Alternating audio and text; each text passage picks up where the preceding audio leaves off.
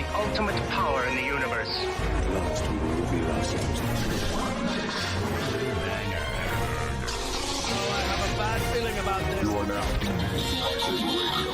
If you only knew the power of dark. Here it comes. Let's go. You are now tuned into LightSaber Radio. 4, 3, 2, 1.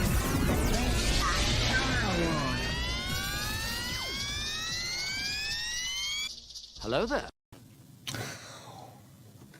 Welcome to LightSaber Radio, the most outrageous Star Wars show on the web. If you haven't already done it, make sure you smash that subscribe button as well as the bell icon so you will be notified of all of our future episodes. Also, don't forget to press that like button. It helps get these videos in front of other Star Wars fans so they can get in on the outrageousness. So how's everyone doing today? Great! And we don't even have no viewers. That's crazy. See, that's what happens when we change times. Everybody got to reschedule shit. But hey, shit happens. What's going on, everybody? How's everybody feeling today in the Star Wars universe? Anybody that's not watching right now that comes back and watches our videos later, because most people do. How you guys doing? You should join our live so you can get in on all the craziness that we be talking about and all the outrageous shit that's going on. So today we're going to be discussing a very controversial topic because a lot of people say that the books are not part of canon, even though a lot of them has been brought into canon. What's going on, Bodie? So we're going to be discussing that. We're going to be talking about what happens when you start taking parts of the books and put them in the thing, or which is better, the books or the movies and TV shows. I personally think that the books is way better than the TV shows. It just sucks that you can't see it. But I got like a 4-year-old's imagination. I can imagine some shit. I can imagine some shit really, really well. I can imagine everything. Then we got a what if, we got some Star Wars questions, so make sure everybody puts them in the chat because it's going to be good. I got some really, really good questions. I really worked hard. You getting stumped on all these questions, CJ. Oh, and just to let y'all know, I don't know if Kim's going to be with us on Saturdays anymore. Her husband has changed positions within the military. Now he has Saturdays off, and that's the day that they do want to do family stuff. So I don't know about Saturdays. She should be here on Wednesday. And Garrison is getting worked like a slave. That dude don't ever get a day off or time off. They got this dude working so much, it's crazy. And with him being out of the state, he originally lives in Arizona, and they got him in Washington, D.C., whatever this job is that he's doing. We haven't really got into too much details about it, but whatever he's doing, they working the shit out of him. So, hopefully he said he might try to get in later if he gets off in time, but we'll have to see. And, it's kind of messed up because I had to work today, so we had to do the show later in the day, or it would have been CJ by himself. CJ, you think you could keep people occupied talking about Star Wars for 2 hours? I mean, there'd have to be a hell of group of people, like a hell of people in the chat for me to be able to do it. But yeah, I think I could do it. You could do it. Like you when you do Star Wars in 10, you're just talking to yourself, really. Yeah, and that sucks. It really does. It sucks when you talk to yourself. It's not fun. It's really not, because you got it's just not fun. It's so. I think that's that's exactly the reason that I wanted to start this podcast, because I wanted to talk to other people. It's fun. I listen to books. And I enjoy doing it, but at the same time, it's just me. And then I send it off, and then all the stuff gets done, and then it gets uploaded and stuff like that. But it's just not. It's not the same. It's really not. I listen to a part, and then I just talk about it, and then I'm done. And then it's not fun. Not fun to do it by yourself. It's way more fun when you get to interact with other Star Wars fans. That's where it's really fun. And I'm talking about real Star Wars fans. I'm not talking about them fake Star Wars fans. I'm a real fan. I don't know everything about Star Wars, but I will watch the movies and listen to books of Star Wars before I will pick to do anything else. I'll watch some TV shows.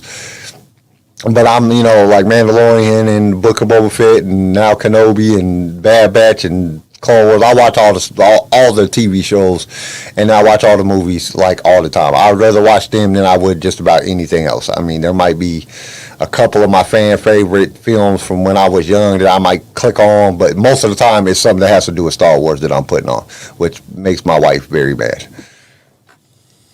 What about you? I mean, Tori likes when I like read the books, but every time I put a Star Wars on, she just looks at me and she's like, "This one again?" Yeah, But yeah. This I one don't get again. that. For the Why can 40th women- time today? Yes, the same one. You can watch Grey's Anatomy. Exactly. All I was just gonna say over and over and over again. Like, and it never gets old to them.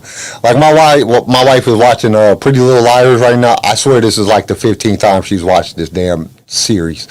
It's like, dude, like I know this damn series just from catching parts of it when I go downstairs or I go into the other room or wherever she's watching it at, and I'll be like, holy shit, again, like really. I can't remember what show Tori was watching, but she would, when we first started dating, she would watch this show, and I'd come home, and I'd look back, and I'm like, didn't you already see this episode? Oh yeah, I'm rewatching season 1. Doesn't season 1 have like 25 episodes? Yeah, what's up with women?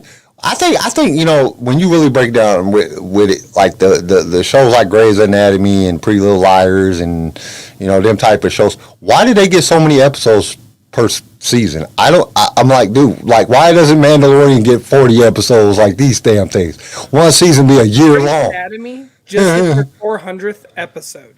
Yeah, that's just outrageous. And I'm like, why doesn't Star Wars get that? I want to have 400 episodes of Star Wars. So, you know what I'm saying? But they did just announce that the Obi-Wan Kenobi series is getting number 2. I seen that you put that in the chat. Yes. Also, fun fact, we just got something. The writer of Kenobi openly stated that he said, she, whatever. As you know, we would never break canon. So that's all I've got to say on that canon is everything. Joby Harold said this on behalf of the Grand Inquisitor's death. So our theories are correct, Kyle. There are 2 of them. Yeah, or he's not dead. I mean, even with them saying that doesn't mean that he's not coming back. It's one of the 2. There has to be, because then there ain't no way the rebels, you know what I'm saying, the Kanan could kill the Grand Inquisitor in Rebels. So it has to be like that. That's just how it is. Which brings us, before we just start sprouting out news for the next 20 minutes and starting with news, we have a Hothbreaker. What is the Hothbreaker? Okay, so the Hothbreaker is, which Sith would you want to hunt you down? As in, you can pick any Sith Lord in any canon-wise to hunt you down, and you have to try to escape. You don't just be like, cool, I want Vader to hunt me, and then you just, like, walk around a corner. Hi, Vader, take me away. Like, no, you gotta... What your chances here are you are trying to get the hell away from him. I'm trying to get Bane. I'm trying to get away from Bane. Bane ain't very good at tracking. He ain't good at that. So I'm picking Bane. I might be able to escape Bane. Like Revan, you're getting caught. You know what I'm saying? Sidious, you're getting caught. Like all the other Sith Lords, you're getting caught. But like Bane didn't ever really travel that much. Once the Orbalisk armor got on him, you know what I'm saying, he had Xana do all that shit. So he didn't do it. So to have him have to track you down, I think it would be very easy to escape Bane. Like that's not what he does. He's not that type of Sith. He's not hunting for you. He's gonna be like, I don't know where he's at. I'm gonna practice on Force Lightning out of the sky and blow somebody up or blow my lightsaber because I'm killing everybody. I don't need to track that dude down. I think that's how he would be. So that's what I would pick. I personally would pick Maul. You know how many Jedis Maul has killed? Hold on. You know what I'm saying? If he could track down Jedis and kill them, that would not be a good thing to... The reason why I'd pick Maul It's because he always gets infatuated on something else. Maybe. He What? always Okay. does. Are you talking about? Are I'm you not talking talking- about prior get cut down by Obi-Wan Kenobi, I'm not talking Shadowhunter Maul, where the motherfucker hunted Jedis for fun. I'm talking Maul, Mandalore, like Mandalore Maul. Oh, by that point, he ain't even looking for you. He ain't even gonna try to find you. He's gonna be too busy trying to look for Kenobi. That's what I'm saying. So if I had pissed him off to the point where he wanted to, all it would take is somebody to say Kenobi's name, and he's just, I don't give a fuck about that old boy. I need Kenobi now. Like I heard Kenobi's name. Like I want just what's her say- face to chase me down. What's her name? The girl, the Twi'lek girl, the red Twi'lek girl. What's her name? I can't think of her I don't name. remember her name either. Whatever. Tyrannus is Dooku. Yeah, that's Dooku. What's her name? I can't think of her name. Talon, Darth Talon. Man, you just want her to sit on your face. Yeah, Quit it. that's it. That's all I want to happen. I'm not gonna hold no bars here. Like You know what? I really have an infatuation. I think I need to talk to somebody. because of the Twi'lek problem. I have a Twi'lek problem. I really want to sleep with a Twi'lek girl. I just want to hold on to the Leku. You know what I'm saying? I think that would be so awesome. Like they got handles built into their head. It's like the most amazing thing ever. I have I think an infatuation with Twi'lek women that is not healthy. I think I need to go get some help. I need to go see somebody. It's not like you're making your wife dress up as one. That's when it becomes unhealthy. I think Yeah, that's where my the wife ain't doing that shit anyway. My wife is gonna be, well, I ain't doing no Star Wars shit. What the hell are you talking about? I'm gonna go down here and watch Grey's Anatomy or Pretty Little Liars. I'll be like, there's been plenty of times I've asked my wife, hey, can you do this for me? She's like, no. My wife will watch the movies every great once in a while. She'll sit there and she might be listening if I'm like watching like Rebels or Clone Wars or Bad Batch or Mandalorian or any of the TV shows. She'll sit down there and act like she's, but she's really on TikTok or something. She's not paying no attention to it. She just, I don't know how I don't know how it happened. I really don't. Because, as a super Star Wars fan, they're out there. I need to join one. Out there. Bodie Collection. Somewhere. Yeah, that's a good one. I gotta find one. I might need to. Instead of AAA, I need TAM. I need to go to a TAM meeting. But okay, what was I just talking about? I completely forgot what I was talking about. That was funny. Oh, yeah, my wife is, I don't know how I end up marrying somebody that's just not a Star Wars fan. I've never seen that happening.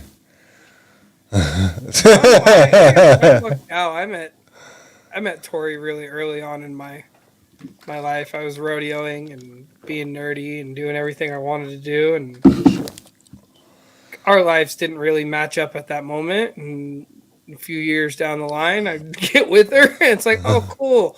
You're nerdy like I am. This is gonna be fun. Yeah, my wife is not like that. Stuff in the room, though. No nerdy stuff in the room.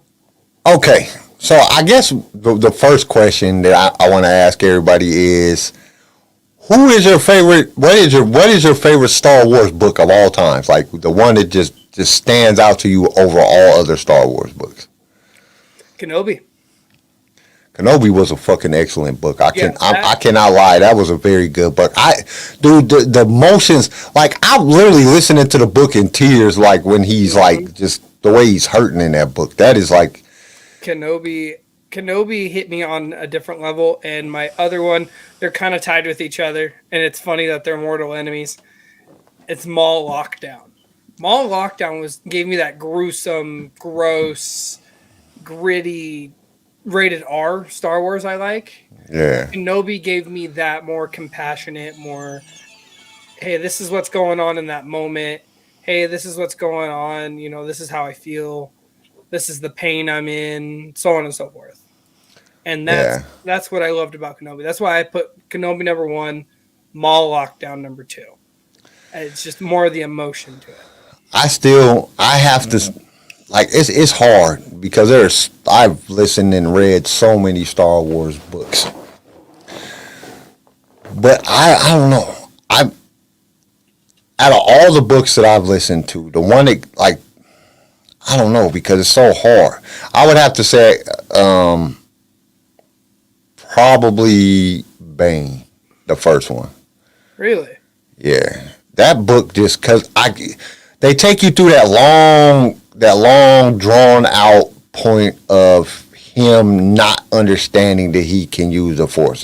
Him not even believing in the Force. Like, yeah, I don't believe in those space ghost flipping things and all blah, blah, blah, blah.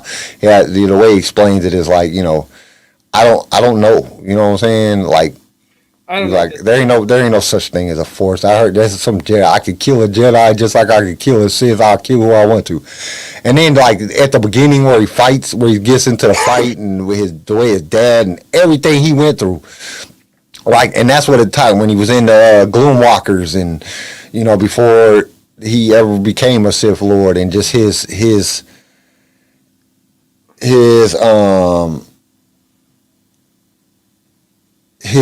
I don't know, his just expectations of the situation.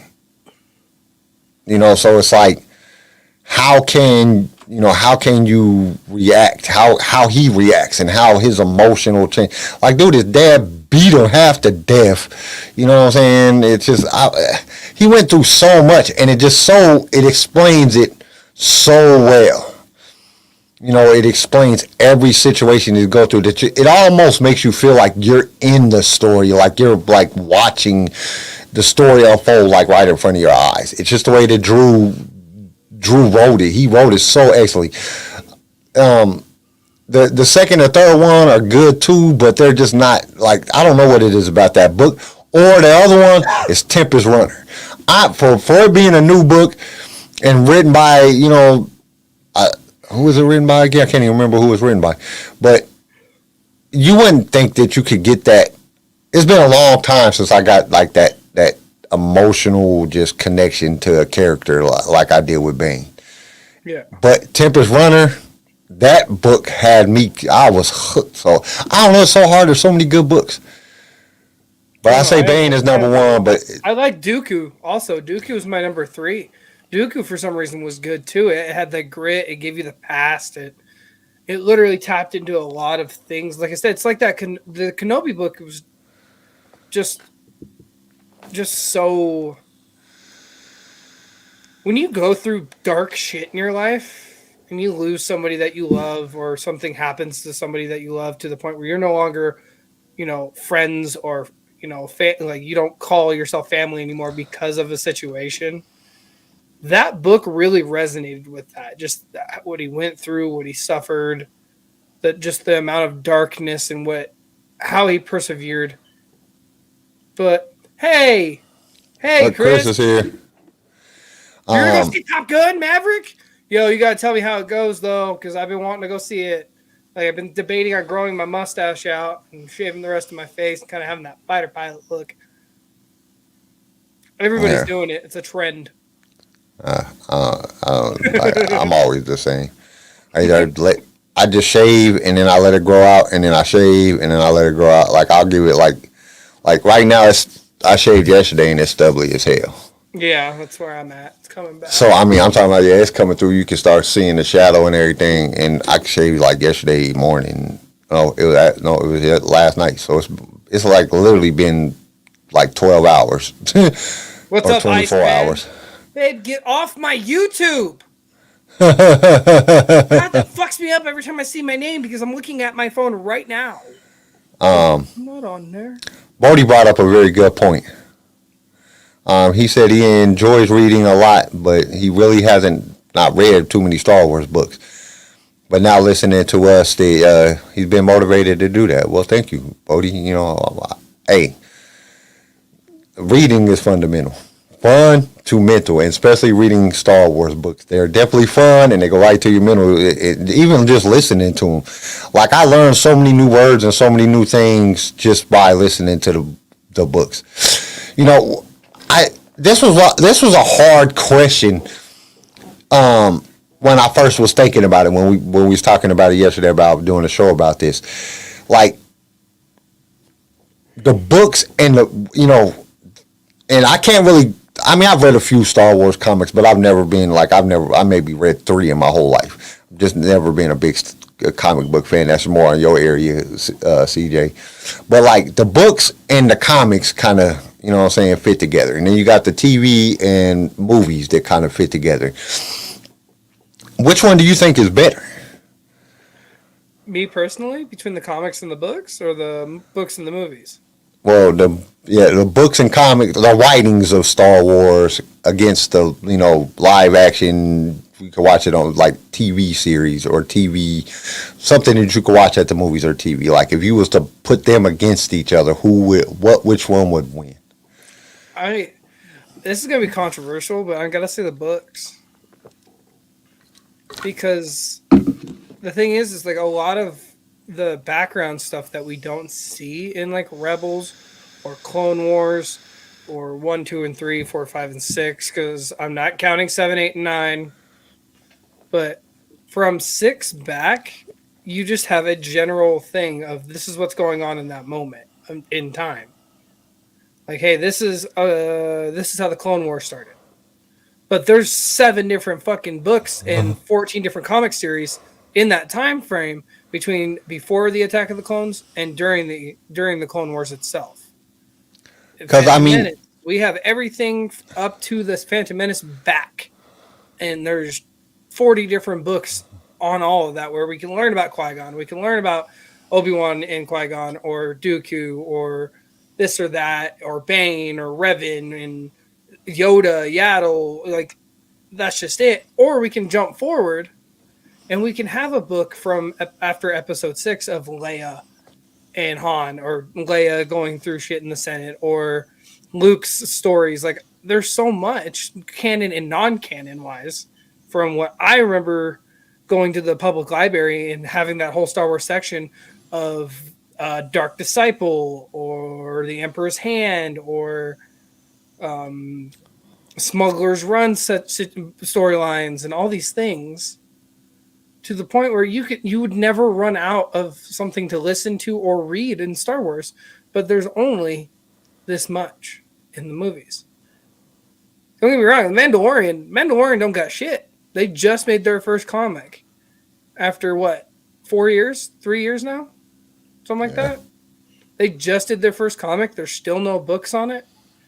Same thing with Boba Fett. We only got so much books in Boba Fett, but they finally did the TV show, and most people prefer the books. Well, see, and I'm kind of on the fence. Like, this is like, because, first off, you're going to hear, I know the first thing that everybody's going to say is, the books and the comics technically aren't canon. But the TV shows and stuff that we're getting right now in the last 3 movies technically aren't canon. So even though they're, like, most of the writers, I mean, some, like, I've read some of the books that are just, completely off. They're like, even like, they're just, I mean, it's just completely, just totally off. It's not, it really has any, it's almost like watching Vision. Like, it's Star Wars, but it's not technically Star Wars. You know what I'm saying? It's somebody just made up something and wrote it, and it's like nothing to do. Like, it has Jedis and Sith or something like that in there, but it has nothing to do with anything that's happening in the Star Wars universe that we know, with the characters that we know.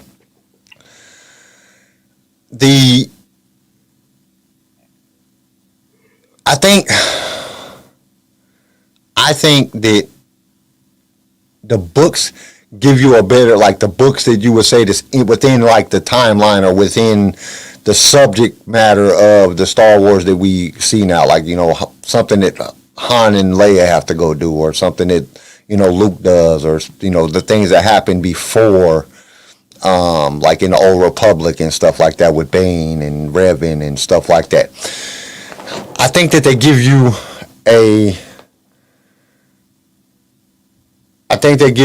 a sense of direction, or sense of, even though they might not be considered canon, they give you like some fundamental, you know what I'm saying, middle part.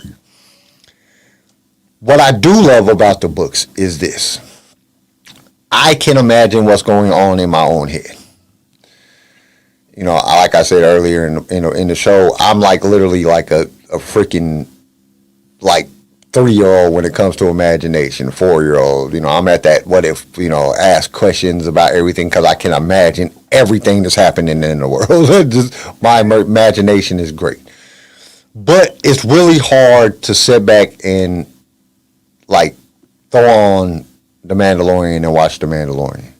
Like there's just an experience that is just to visually see the things happening, or go back and watch, you know, Revenge of the Sith or Return of the Jedi or Empire Strikes Back. When you watch them, it's like you can see it. And unless the writing is really, really good, it doesn't give you that same emotional state as you see like when Rey is healing the snake, you know, or whatever the thing is called. It gives you an emotional feeling. You know, you're captivated by what you see. And you have to be a really, really good writer to be able to write something down to captivate somebody's emotional or mental state that well. Visual does something different than audio or well, and that all goes back to if you bring in audiobooks to it, like the audiobooks that they have available, which is almost every book, and you listen to that, you're like, that's a different situation. Because reading it, you know, you got to read it, you got to process it, you got to imagine it. You know, it's a process. Listening to it, it's just right into your ear. And then you got like the movies where you can see it and hear it. So it causes you to kind of like have these different things. But if a bad writer is a bad writer, just like a bad, you know, producer, if it's bad, then it's just bad. And there's some Star Wars books out there that are just like why did I even waste my time listening to this book? Like I actually am mad that I'm not getting that part of my life back because I wasted that time listening to this garbage book. But then you get some of that, you know, you have that same type of sense sometimes when you listen or when you watch a movie. If it's something that's just not good to you, you get that same type, like, just, this is not good. This is like, I can't immerse myself in this situation. And it messes me up. Because I be all like, just, it, like, literally, if I watch something, or say I go to the movies, and I go in the movies, and I'm watching this movie, and the movie is garbage. I feel like I've not only wasted my time, I feel like I've wasted my money. It's a bad situation. So it puts you, and a book can be the same way. If you invest, the thing with a book though, if you're reading it, that's going to take you a time to read a whole big Star Wars novel, like something like Kenobi or something like that got probably 800 pages. That's going to take you some time to read that. Listening to it, it's going to take you probably a little bit more because, you know, if you got a good reader that's just reading it and they're doing good, like most of the people that do the audiobooks,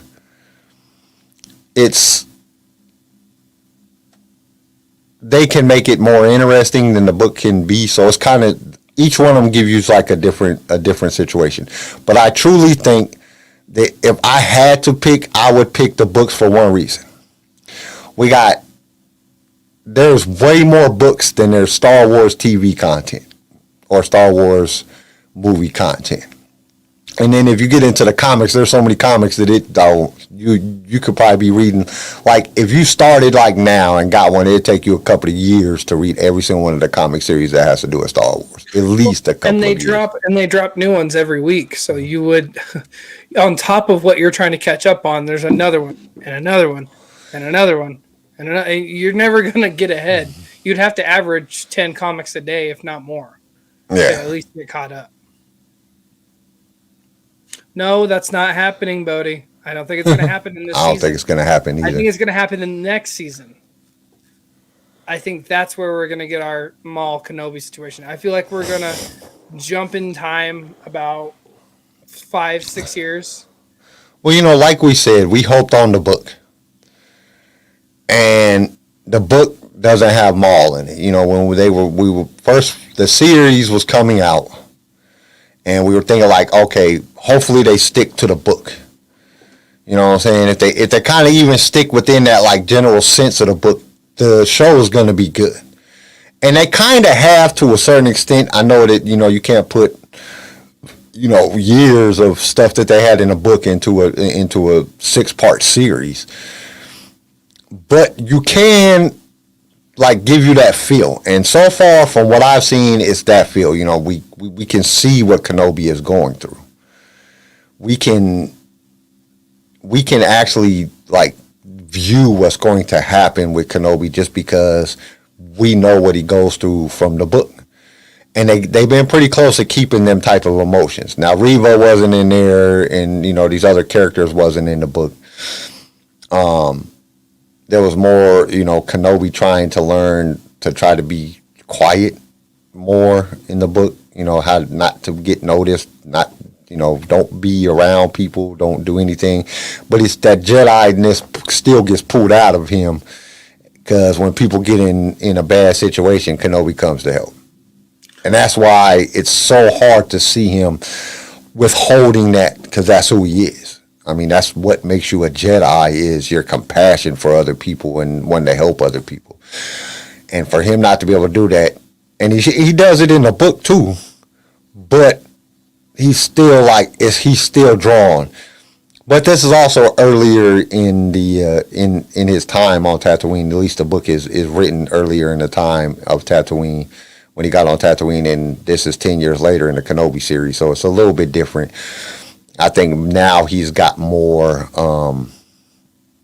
experience. Yeah, well, and he's more in tune with knowing that he can't make them decisions because that's what will get him caught.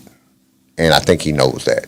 So I just wanted the book. I didn't give a damn about anything else. I just, honestly, I'm going to be honest, I just wanted the book. And the book would have been amazing. Yeah, and I don't care about what this story is. You could have made the book and then turn around and give us a season 2 and gave us this story.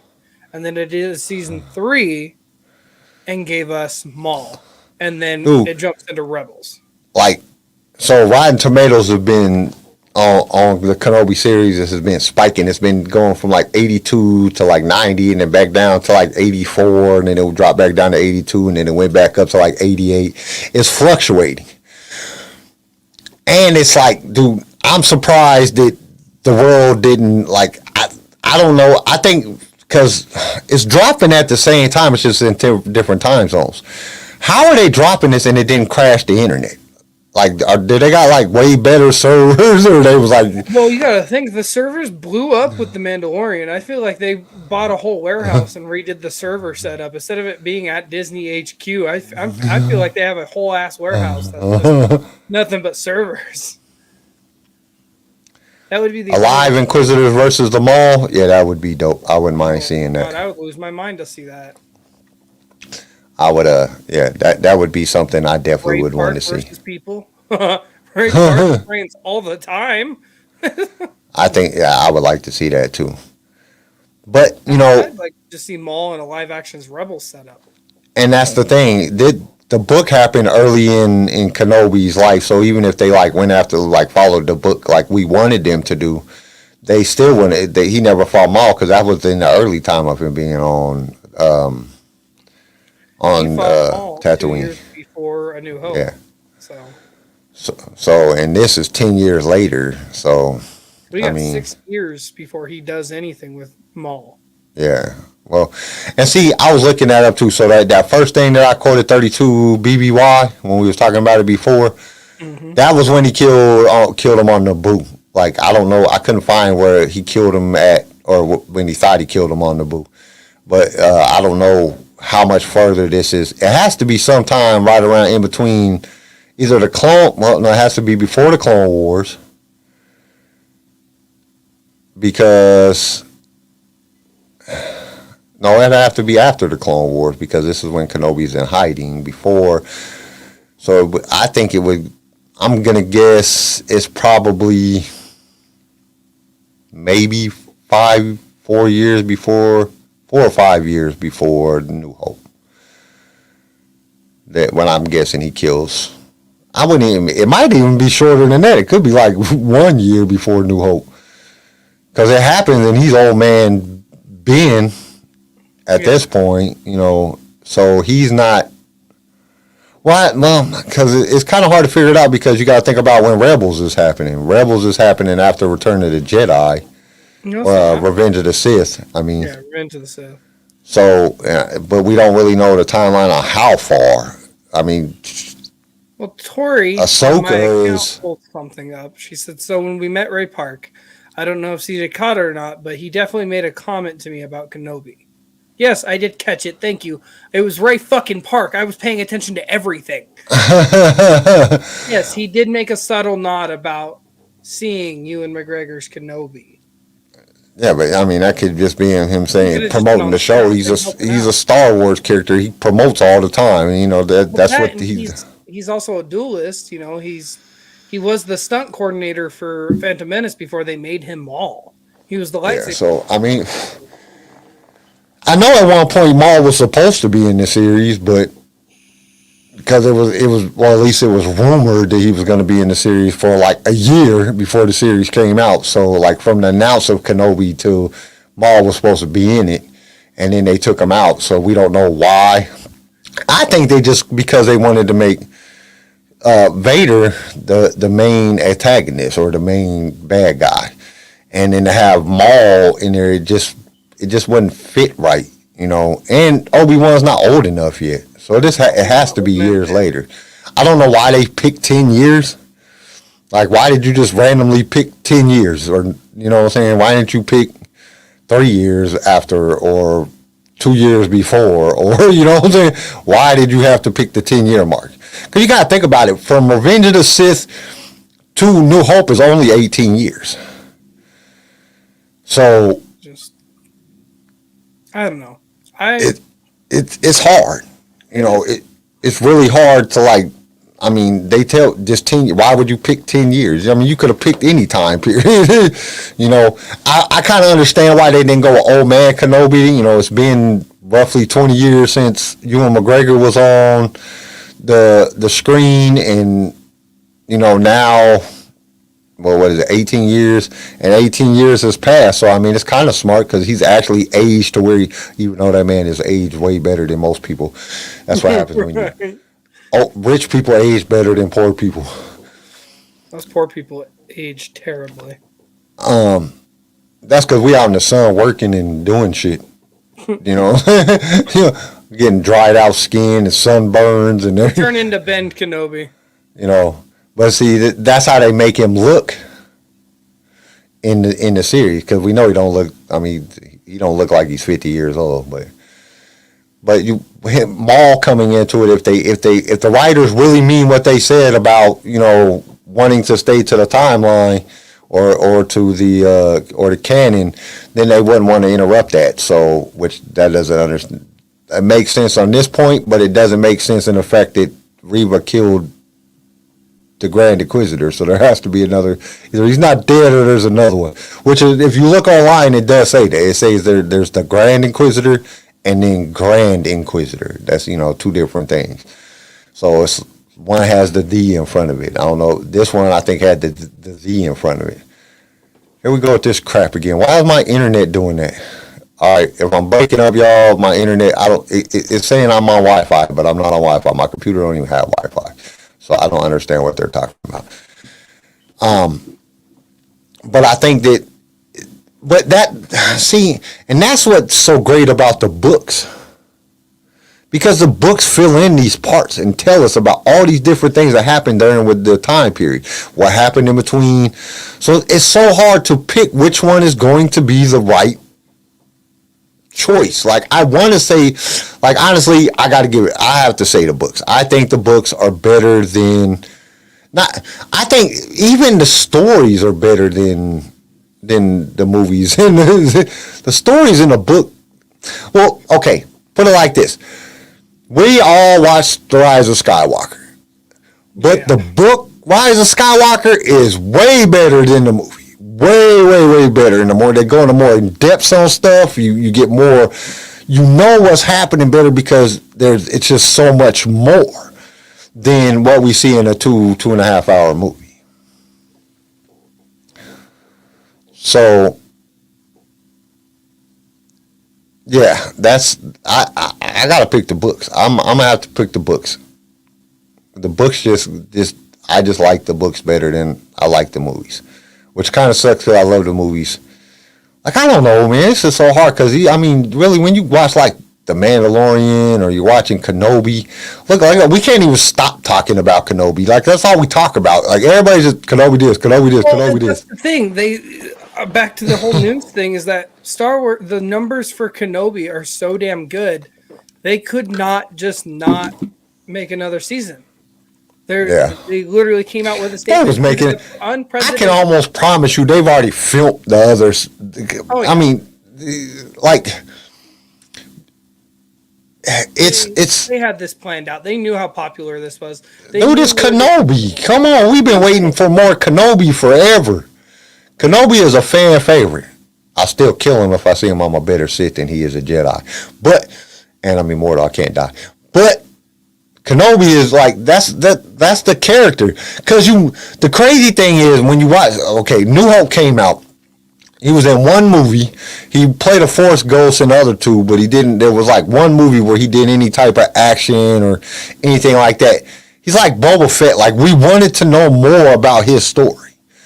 All the fans wanted to know more about what happened with Kenobi. You know. And we only had old man Kenobi for a little bit. Now he's older. He's like in between that stage. So they had to bring us a Kenobi. They had to bring us an older Kenobi. So they're gonna have, like, I think there's gonna be like a longer period of time between the series than what we might think. I don't think that they'll drop, the first season and then next year drop the next season. I think it's gonna be 2 years out before they drop the next season. I think they want to keep. Oh, by the way, before that, I want to say happy birthday to that wonderful, now 10-year-old that plays Princess Leia. Happy birthday from LightSaber Radio. I want to say that now. Happy birthday. What's her name? Olivia Blair. Yeah, Olivia Blair. Yeah. Happy birthday from LightSaber Radio, first and foremost, if you ever see this. Second, I think they're going to give it enough time, and they'll do another time jump to where she's like 14. I don't know if they'll wait that much time. I think they'll give us that much because they have so much coming out in the next 2 years, 3 years. But Disney is greedy. I mean, they was going to drop Kenobi and Bad Batch at the same time. The only reason they didn't do that is because Dave and John went and said, you can't put out 2 Star Wars content at the same time. One of them, Kenobi's going to trump the Bad Batch. And the ratings for the Bad Batch won't be as good. Yeah, so you can't do that. Vivian Blair, that's it. Oh, Vivian Blair. Whatever, babe. Whatever. All I gotta say is she plays a hell of a Princess Leia, and she. Dude, I think it's so crazy because I think they picked the perfect actor for her. She plays that part excellently. I mean, and for a 9-year-old, how old is she in real life? And she just turned 10. 10 today. So she was 9 years old and she did 8 probably when they started filming. So, it's. Dude, she's doing an excellent job. Yeah, she has some little mistakes, but she's 9. She's not Denzel Washington or, Tom Hanks. She got 40 years experience. You're not going to get that. You're not going to get the same Ewing type of acting as you do with her. She's younger and she don't have the experience. That's what I didn't like about when everybody was talking crap about the kid that played Lloyd. Yeah, Jake Lloyd played Anakin. Because it's like, dude, how good of an actor do you expect him to be? He was like 11. Yeah, he was 11 years old. You know what I'm saying? Not every child actor is going to be Macaulay Culkin, you know what I'm saying? And just be great at stuff, you know what I'm saying? Like, it takes time to get. Not every actor is just spectacular the first movie that they ever put out. And I caught stuff that Macaulay Culkin did in the Home Alones. Like, there was times that he missed his lines or, did something that kind of threw off the thing, and it was one of those situations where you just can't fix it. I mean, who knows? They might have took 1,000 takes and just like, all right, we're going to pick the best one type thing. Because that's what they have to do sometimes because actors just can't get it right. So they have to fit things together and make it into their own. So I know that, but there's no perfect person, so there's no perfect actor, and she's 9. She's only been, what is this, her third thing? She was in Bird Box, and she was in Bird Box, and then a God movie of some sort, and then this.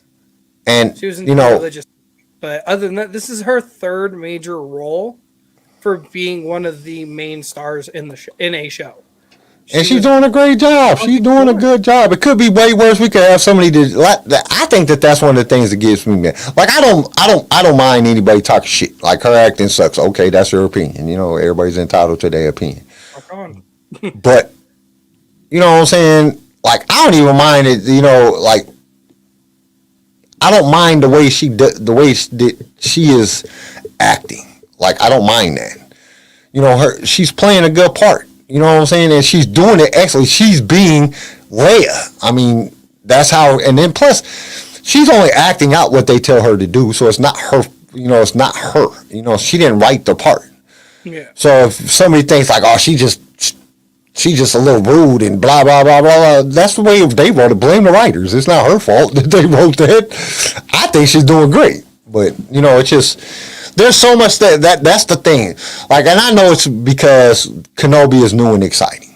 You know what I'm saying? That's why I'm not gonna lie. There's been a lot of hate on the High Republic series. I've been enjoying the High Republic series. Like it's good. It's not the best in the world. I'm not gonna sit back and say, oh, it's my number one book. Tempest Runner is close, but the series has been good so far. Everything I've read, I at least enjoyed it. You know, it wasn't like, oh man, this book just sucks. I enjoyed all the books. You know, sometimes I listen to certain books that's written by certain individuals, and I'm like, dude, why did you even write this? Kill yourself. You know what I'm saying? You know, because it's just that bad. But that's the writer's fault. That's not her fault. You know what I'm saying? She's just acting the part that they tell her to act. That's what a lot of people don't understand when, you know, oh, they're a bad actor. They're just playing the part that they're written. That's all they're doing. That's why it's called acting. It's not the truth. It's acting. I don't get it.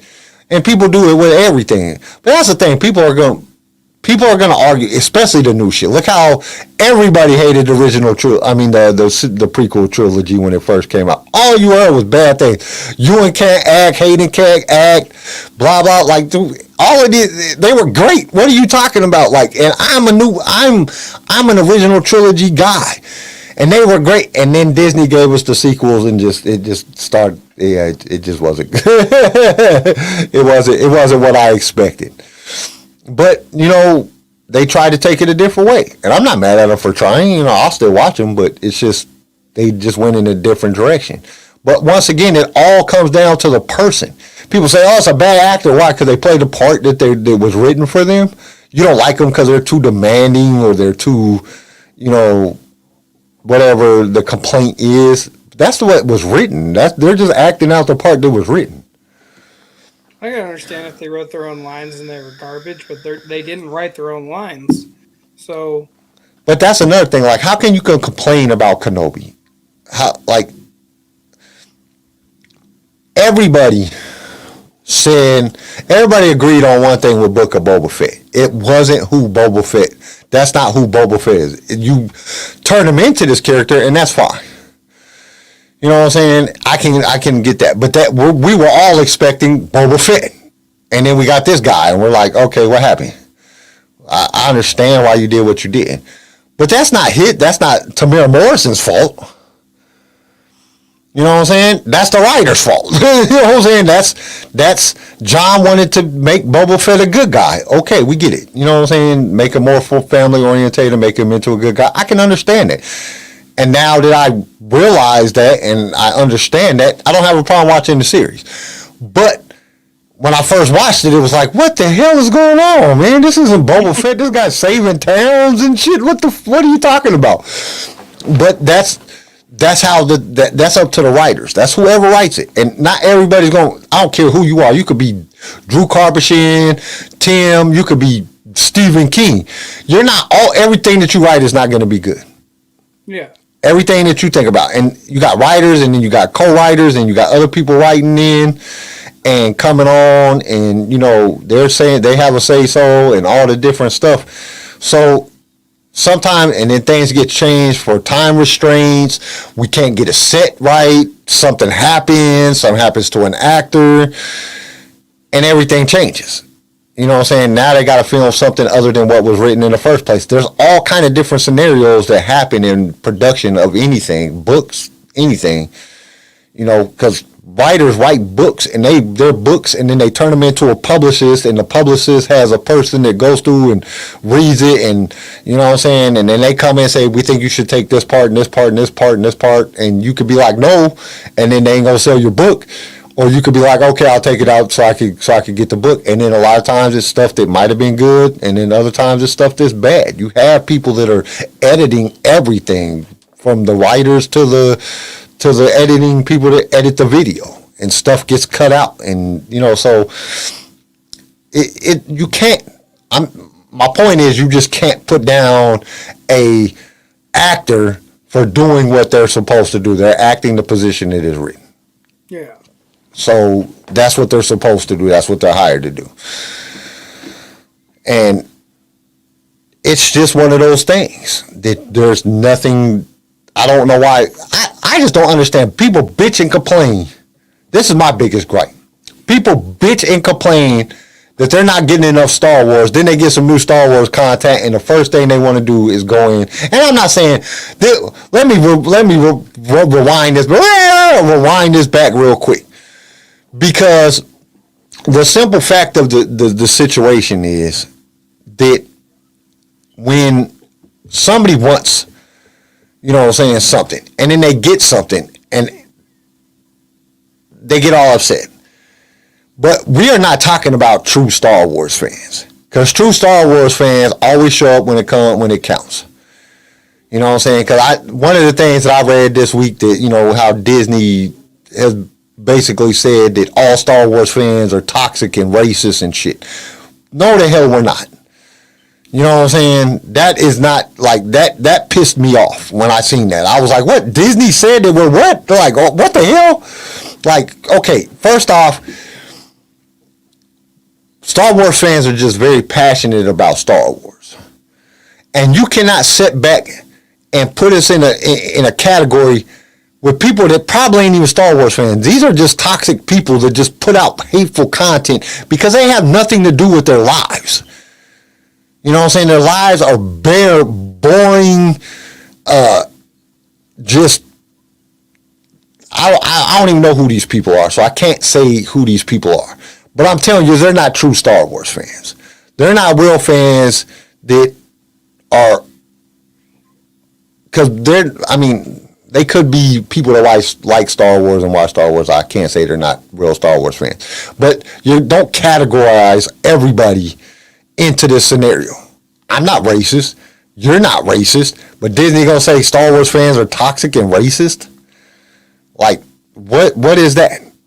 Like, they said, like, Ewing said he wouldn't tolerate it. Like, he was like, we're not going to tolerate that. We love the situation. And that's the thing that gets me. How you going to come back and say that and generalize all Star Wars fans? And then a bunch of the news outlets ran with the thing. There's like, look it up right now. I mean, you can go on, you know, just look up Star Wars news and it pops up everywhere. And it's like, dude, what the hell is this, man? Like, dude, this is not what we do. And this is something you don't want to draw major attention to. You have it handled. You have it handled. That's another reason that I like the books. Because whenever you ever had some controversy about a book, have you ever heard any Star Wars content that was controversy that came from the book, from a writer of the book, other than somebody comes out with a book that's just not Star Wars? It's not nowhere close to the timeline. Don't have nothing to do with Star Wars. You might get some person writes Star Wars book that has nothing to do with Star Wars, but then it's gone like that instantly. It's not there's no compassion left in this world. I swear. Like, people are just not compassionate of other people's feelings anymore at all. You know what I'm saying? And that's where you don't get that from the books. You barely ever hear anything bad about the books. But every time they put out a new movie or TV show, what do you got? A bunch of controversy, people doing asshole shit, and you know what I'm saying?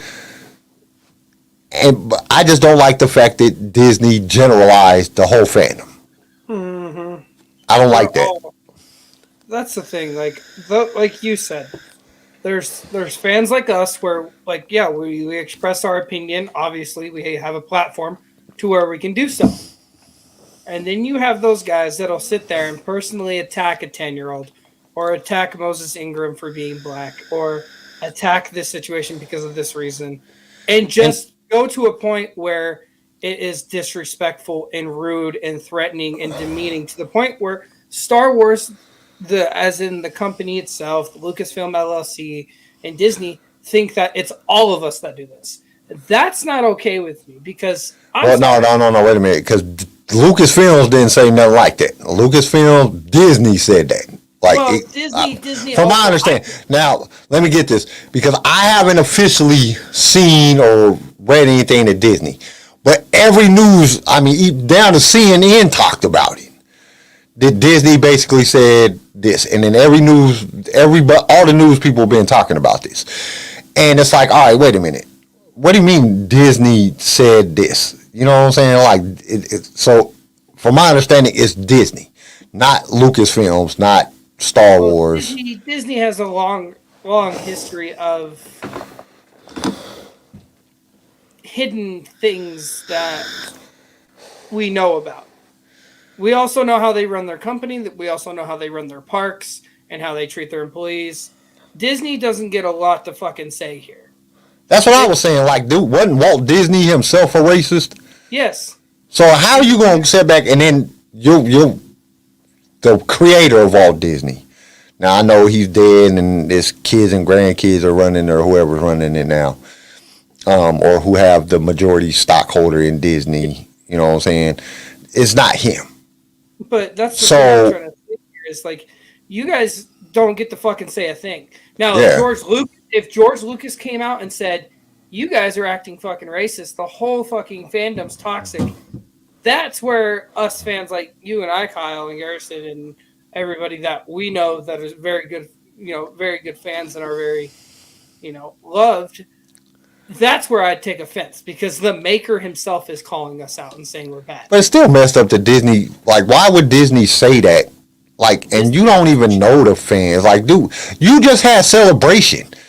You didn't see fans acting like that at Celebration. At Celebration, everybody just happy. You don't ever hear of anything like bad happening at a Celebration. If it is, something that happened afterwards at one of the bars, a couple people got into a fight, whatever. But it's never, you don't hear about bad stuff happening at Star Wars Celebration. So they know that it's not all the fans. And that's what makes me mad. Why would you generalize all fans? Now, if they said this, because like I said, I'm pretty sure they said it because it's all been on all the news.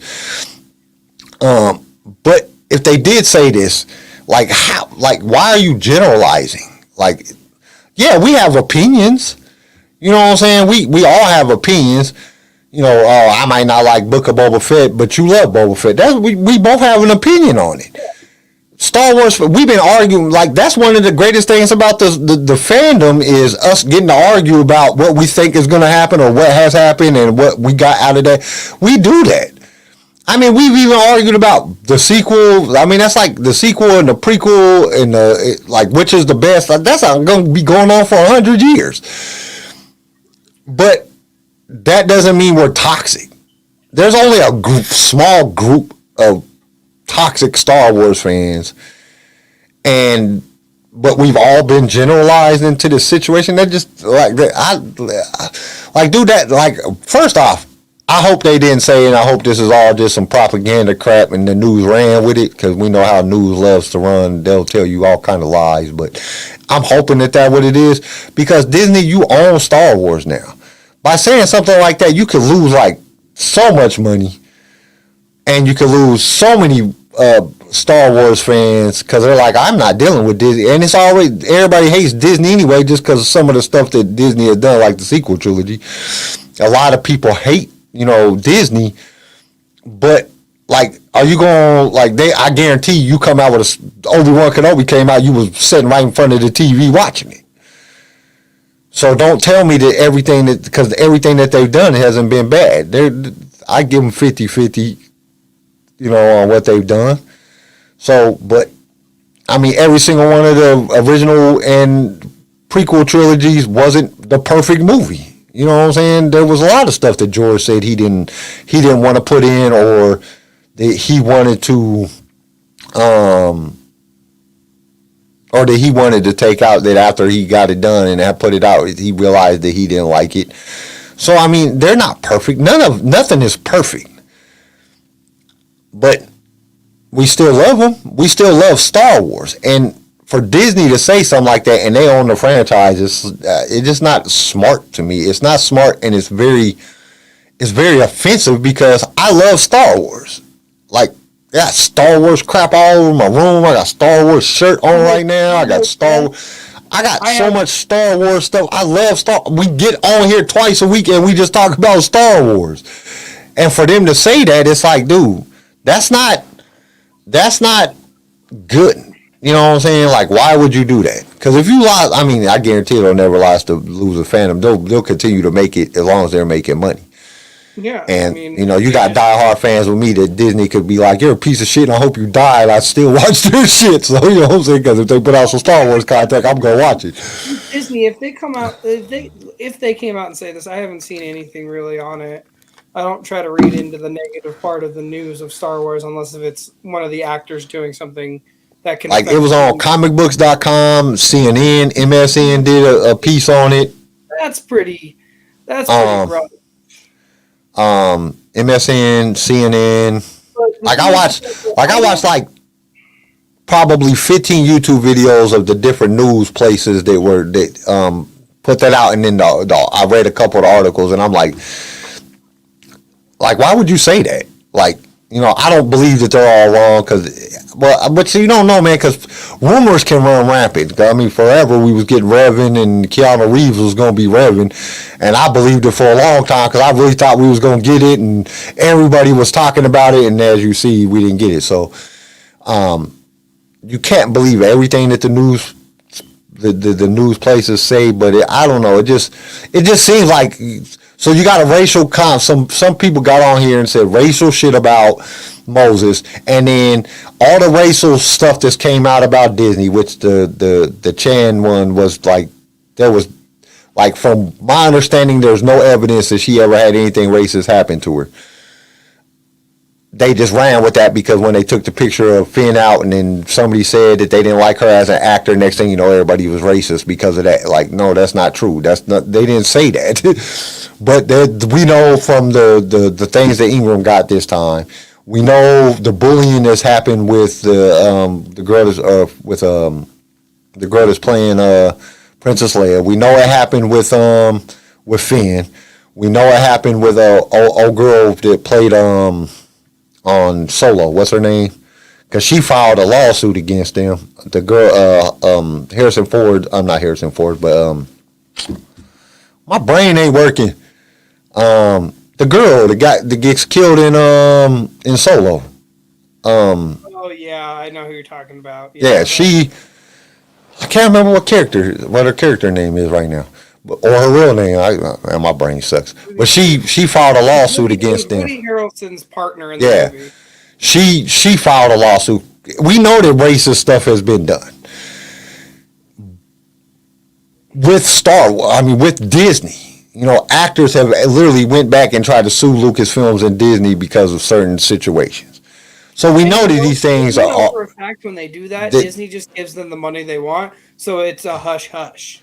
But the thing is this. My problem with this, Disney, you really have the nerve to call all the Star Wars fandom racist and toxic when you turn around and you're like, you have literally got sued by people of color because they felt that you did them wrong or something has happened, you know what I'm saying? So, like, dude, you don't have the right to say that to us. You know what I'm saying? Now, you have the right to say that there's some fans out there that are toxic, and you have the right to say that there's some fans out there that are racist because they put up racist comments, but you can't generalize all of us and put us all in that boat. That's just, I'm so hoping that they said something different and it got turned into this. Because that, like, dude, that just bothers me. It's like, dude, I support you. You know how much money you got from me? You know what I'm saying? Like that, people go to the parks and do all this stuff and buy merchandise and all this stuff from Disney. And wow, we just got a whole bunch of naked HD X YZ cheap sex dating just fuck girls. Yeah, you guys are just blocked there. I can't block them. You have to block them. I don't have. Yeah, they getting blocked because I'm the guaranteed block user. What the hell is that crap? Well, hello there. We just got spammed. Oh, You know you're important when you start getting spammed. But no, I'm serious. It's very bigoted of them to sit there and Yeah. say that when they have years of shit, and I mean 50+ years of shit. Don't And we know this is the thing. I can understand somebody saying somebody's acting is bad. Okay, that's your opinion. You know what I'm saying? But you go back, you don't remember, like, well, I don't remember, and I lived back then, I was kind of young then, but I don't remember any, I don't remember any of what's his name? Billy D. Williams getting any of that stuff. Nope. And if he did, he wasn't bitching about it. Hey, look, it's back. Oh, I deleted Is that a new it. Yeah, that was a new one. That one. Tinder, we have sex cheaper. Alrighty then. Oh man, but Bodie makes a good thing. He's like, in every group you got a few bad apples, makes the rest of us look bad. I assume Moses would get this type of hate because people online were already negative about her before the show even started.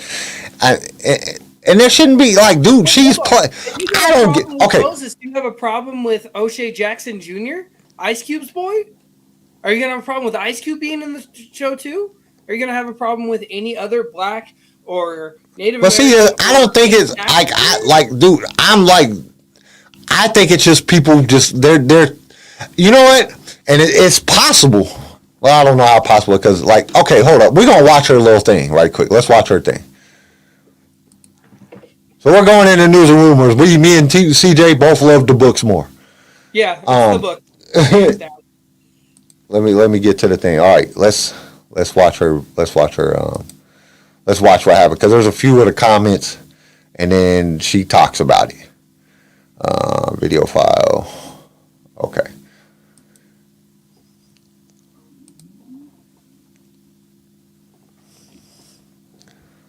Okay, before we get even to, I mean, like, let me go back a little bit. Let me go back to the first part. Okay. It says, you suck, loser. Your diversity higher, and you won't be loved or remembered for this acting role. What are you talking about? She is part of this fandom forever. She was in Kenobi. Like, you could kill her next. She has her own action figure. You could kill her next week. She got her own action figure. She's got her own Lego. She's going to be a DLC drop on the Lego Star Wars game.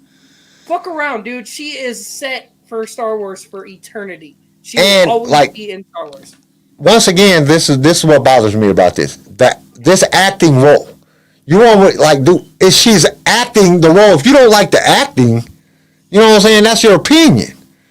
But there was no reason, like, I don't even understand why they were putting, that's racist as hell. You're a diversity hire. Basically, you're hired because Disney's trying to, and Lucasfilm is trying to be woke. That's what they're saying. It was a pity hire. That's how I took that. It was pity because you're black. No, there was no pity. They could, okay, this is my thing. If it was a pity hire, we've never heard of Revo before. Why would they create an entire character and hire this person for this character if that's not who the character was supposed to be? So how could, you can't even say that they wrote the part for her. Because like, they knew who they wanted to get when they sent out the calls to agents that they're looking for an actor, or they put out a call that they're looking for an actor to play a part. They tell you right in the interview or in the tryout or audition or whatever you want to say it. They tell you exactly what they're looking for. If 1,000 women showed up for this part and they said, we're looking for a black woman, all the white women leave. because they knew who they wanted to play this part. So how is it a diversity hire? Like, how could you even say that? That don't even make sense. A diversity hire would include everybody. It would be every black female around the height, body build, and That they wanted, but they broke that. They wrote that part for a black woman. Yeah. So Reva will always be a black woman. That's why they hired a black woman to play the part. They took all kind of auditions with all type of different actors, and they said you can play this part the best. So it's not a diversity hire. It was written for her to be that person, and she was the actor that got the part because that's who they wrote the part for. They don't go in there and be like, okay, we want every 1,001 of you to try out, and we'll see which one's the best. No. They have criteria that they send out to the agency. They say, okay, we want a black female, this age group, this type of body, that's what they do. So the biggest thing is like when they were writing Sam Witwer's character for The Force Unleashed, they drew the character up for the game. And they wanted somebody that kind of resembled him and what they thought he would sound like and what he would look like and move like and so on and so forth. And one of Sam's friends was one of the developers on the game. He said, hey, I got a friend that looks just like this. If we are going to move forward with this and possibly make this a movie or a TV show, my friend Sam right over here, he's an actor. He was in Smallville. He was in Battlestar Galactica. This is him. I'll bring him in. And he got hired just by the description and the painting, the idea of the character. Yeah, that's the thing. Means Moses Ingram came into that. They saw the photo of Reva, and they're like, she looks just like that painting or that drawing right there. And her acting is stellar. She's been in this many roles, and she's killed it. They've been great movies. This is what we want for the character. So if this is a diversity hire, then you're a fucking idiot because it wasn't. So there was that's directly somebody trying to be racist. Because you don't know shit, and you're an idiot. You don't know nothing. It was the same thing with that girl from the sequel trilogy, the Asian girl. I can't remember her name. But see, that's the thing. There wasn't like from what I read up on that, there wasn't no racist shit ever then. It was the racist shit that was coming from China. They had her and Finn upset. There was never really no racist stuff. They just blamed that on racism. No, but there wasn't really there wasn't stuff like this that was being said. No, not this, but when I'm saying with her she got attacked for her acting to the point where Hayden Christensen came out. He said, just wait, give it 10 years and they'll love you. Yeah. And that's what I'm pulling up. And see, I don't have no problem. I have no problem with somebody not liking an actor. There's plenty of actors that I don't like. That I personally I do not like them as an actor. I don't think that they can act. But that's just opinion. That's just my opinion on their acting. This was definitely said to be racist. Oh yeah. And they said this to be racist and belittling. That's what they did. Now let's see the next one. Is there more to this? Is there more of this? Yeah, there's more of them. She only put up a couple and then she talks. Yeah. So Ayo, Kenobi, you ain't fitting to run forever, white boy. Get back here, third sister. You have now, and they have the whole cast is diverse. I don't know what they're talking about. You have now. Okay, this is where it got me fucked up. You have now been converted into the Saint George of Floydium of Star Wars. Are you happy? How the fuck does an alien know? I don't know. Ebonics. Ebonics. It's like Eubonics. Eubonics. For one, do not pull up George Floyd's name like that. You don't get to use him like that. That was tragic. There's a lot more to that. And that whole set she just never talked like that. She doesn't talk like that in real life. She doesn't act like that. She doesn't act hood. You're just assuming because she's black, she's got to be ghetto. No. Fuck you racist piece of shit. That's all I got to say on that one. I'm sorry. And then here, this is the ones that she put up, and then it goes into what she says about it. And I think she responded to it well, but you could still see the hurt in her face and the hurt in her mind because of it.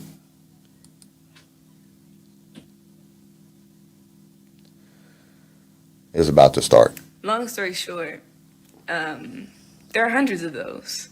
Hundreds.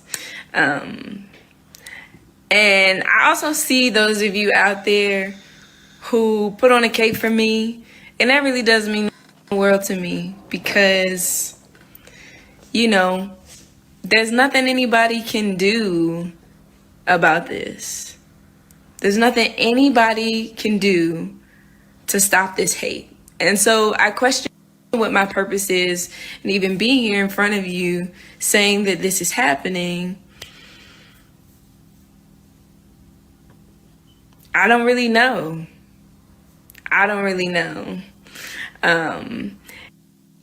But I think the thing that bothers me is that, like, sort of this feeling that I've had inside of myself, which no one has told me, but this feeling of like, I just gotta shut up and take it. You know, I just kind of gotta grin and bear it. And I'm not built like that. So I really just wanted to come on, I think, and say thank you to the people who show up for me in the comments and the places that I'm not gonna put myself. And to the rest of y'all weird. So, like, you know what I'm saying? That I think that she handled it, like, you could tell that it bothered her. You can, like, literally, she's trying to be up, but you could tell that this bothers her. And then she tries to, you know, give spirit, and she tells everybody thank you that stood up for her. Yeah, and I love. You know what I'm saying? And more people should be standing up for it. And these other accounts that are saying this stuff, I think that, like I wish I could get in. I wish I could get on their accounts. Like, I wish I knew who was the people that said what they said. Well, you know what makes me laugh? It was took down now, so, you know, we can't see what the people, unless there's any more that's coming up. We can't see what the original people said. So, but I would love to just, like, if I was a fan, well, I am a fan, but if I was in that chat when that was going on, I'd be reporting all them people. Report. And if you're a Star Wars fan and you're a true Star Wars fan, you should have been doing the same thing. Everybody that was in there should have just reported those people and had their counts. Like, if enough people report anybody, they get kicked off. Because if you're putting out hate like that and saying messed up stuff like that for playing a part that she was hired to play, you're just a jerk. You're not a real Star Wars fan, and that's what makes me mad about Disney. Why would you say that when you know there's more of us good Star Wars fans than there is of that little bad batch of the bad Star Wars fans? Yeah. Well, and how I like she put it is, thank you for putting on the cape for me. Yeah. Yes, I will. I'm going to say it here. I will always put on a cape for that. There's no need for it. There's already enough hate and darkness. I just don't know how you can be a Star Wars fan and not understand what Star Wars is about.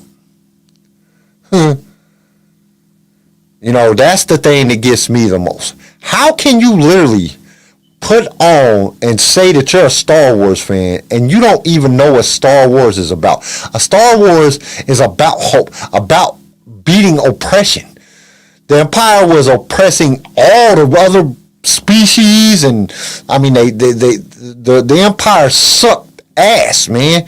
They were bad people. They enslaved Wookiees and Twi'leks and then if you wasn't a human, you couldn't be in the Empire. Like, no non-human person other than Thrawn ever became a Grand Admiral. You didn't watch all the movies. They barely had, if it was in a Star Wars, if it was in the Empire theme, you rarely ever seen any other type of species.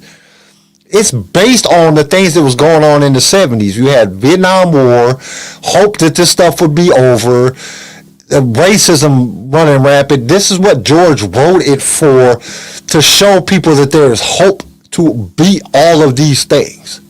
And I know that we're 40 years later and we're still dealing with it, and we're probably going to deal with it forever. But people need to be more understanding, like, and more compassionate. And everybody's life sucks right now. It's like, I don't care if you're rich, you don't want to pay $5 to $10 for a gallon of gas. And neither does the neighbor down the street that's of a different ethnicity than us or than somebody else. Because it doesn't matter, because it goes both ways. Because I've met plenty of racist other people of other ethnicities that were racist. And I've met some of them that are racist against their own ethnicity. Like, it's just this thing where people want to be hating something.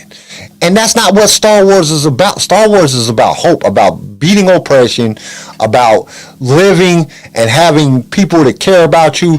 And it didn't matter what species they were or what color they were. It didn't matter. George did not do that stuff. So you can't sit back and call yourself a Star Wars fan if you and you don't even know the meaning behind Star Wars. All the movies is based on getting ahead, getting a better life. Even Solo, and all he was trying to do, at first all he was trying to do was find his girl, but all he was trying to do was have a better life. And that's what Star Wars is about, giving you hope. And for anybody to sit back and say racist stuff like that, the crazy thing is they were trying to be, it seems like to me they were trying to be racist without it seeming racist, but it was still racist.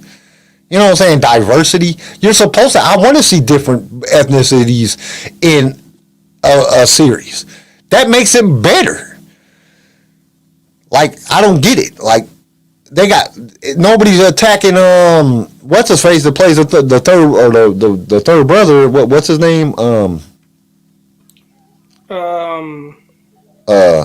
Dude that played in Fast and the Furious. Okay, y'all have to, having MS sucks because I can't remember shit. I can't remember his name now because you pulled him up. Song Chang. Yeah. Like, nobody's doing that to him, and it's like, dude, they took it's just bad. Like, dude, it's like I don't understand it. And I think the old girl that plays the other sister is Hispanic. So it's like they got a full cast of diversity, and you're gonna really say something like that? You said that, and we've all watched it. We've all seen these people, so you knew that they got a full cast, and there's a lot of diversity on there. Why ain't you over there talking about one of those weird beast-looking things that when Leia was running away, you had like a four-legged weird creature? Well, talk shit about him. You know what I'm saying? He ain't even real. If you want to be hateful to some shit that ain't real. You don't be hateful to people that are, you know what I'm saying, they were picked to play that part. It's just... And then they say, oh, Reva's just a bitch and all that. She's supposed to be. That's who she is. That's her character. That has nothing to do with anybody's ethnicity. You know what I'm saying?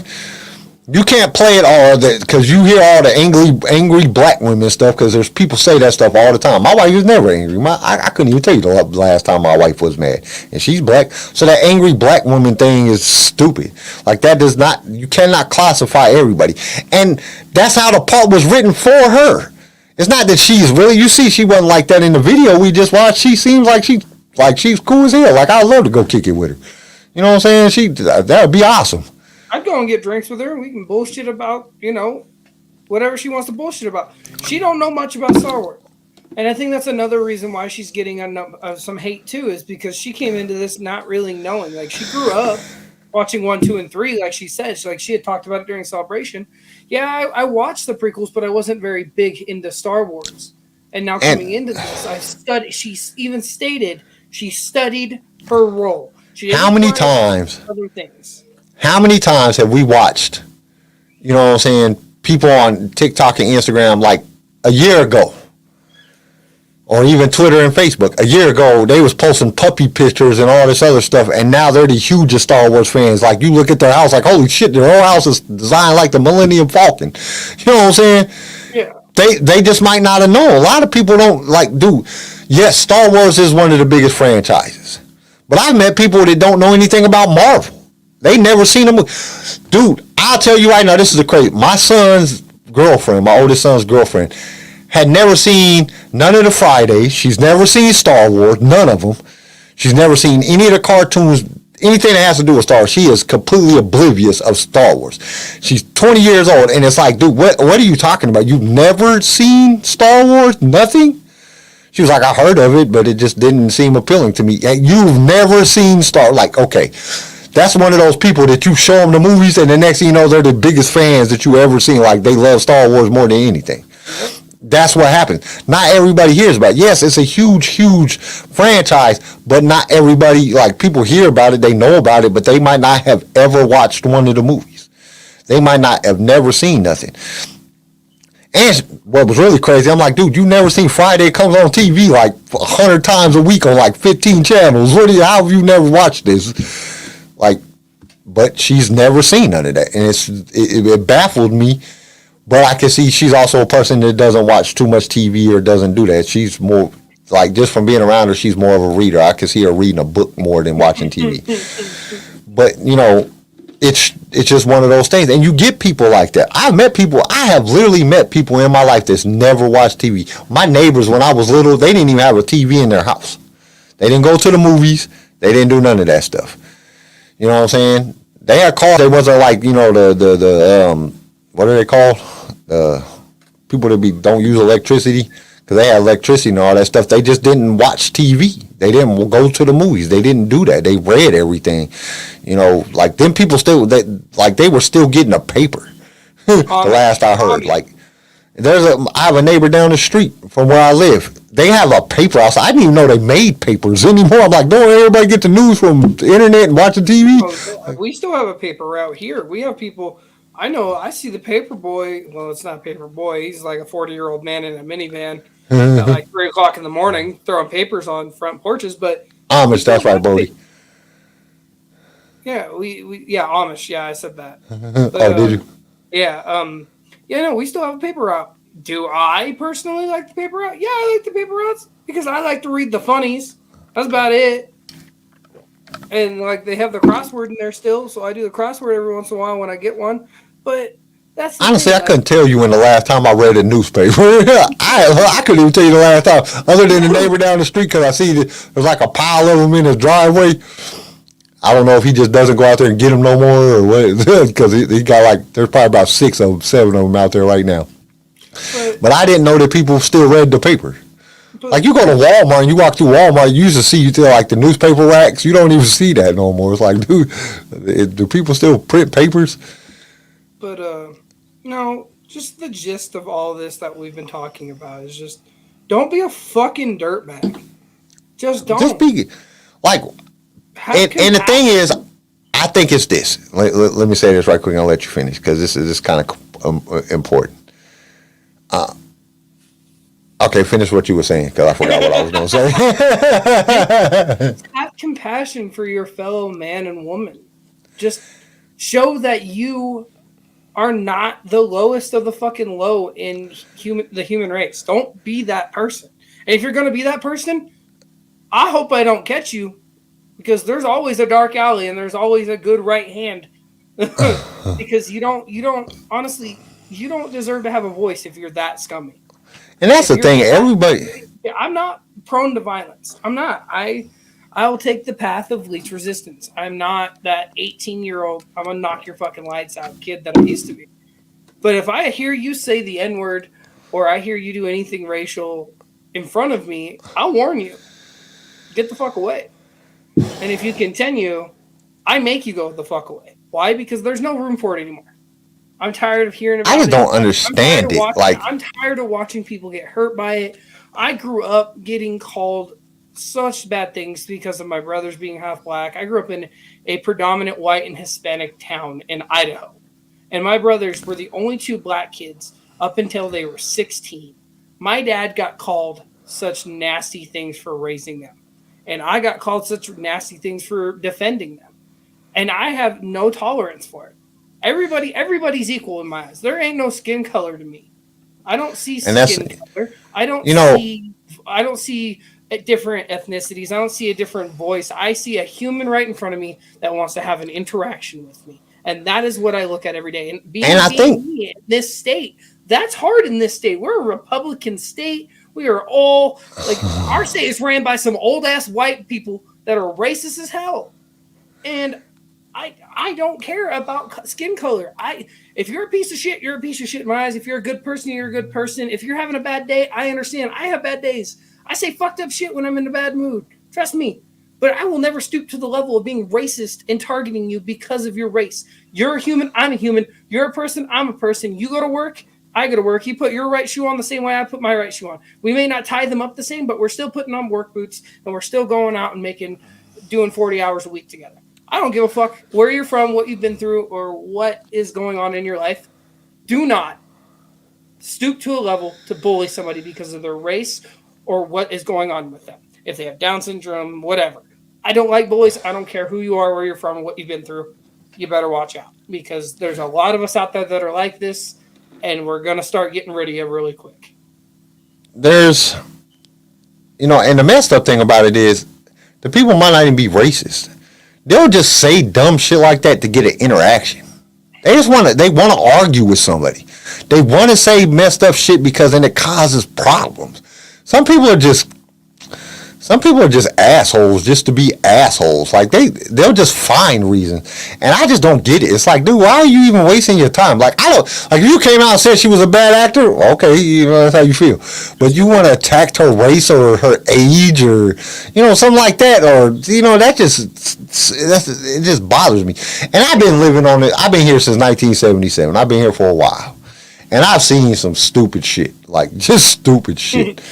And it's like, dude, what the hell is going on? Like, the KKK one time in Denver tried to have a rally on Martin Luther King Day, and then they don't understand why they all got beat up. You know what I'm saying? It's like, dude, you're just stupid. That's not even racist. That's just dumb. You know what I'm saying? Y'all tell me how dumb y'all are. There's, 500,000 black people here, and you're going to show up in a bus? You're about to get killed, you stupid asses. It's just dumb. Like,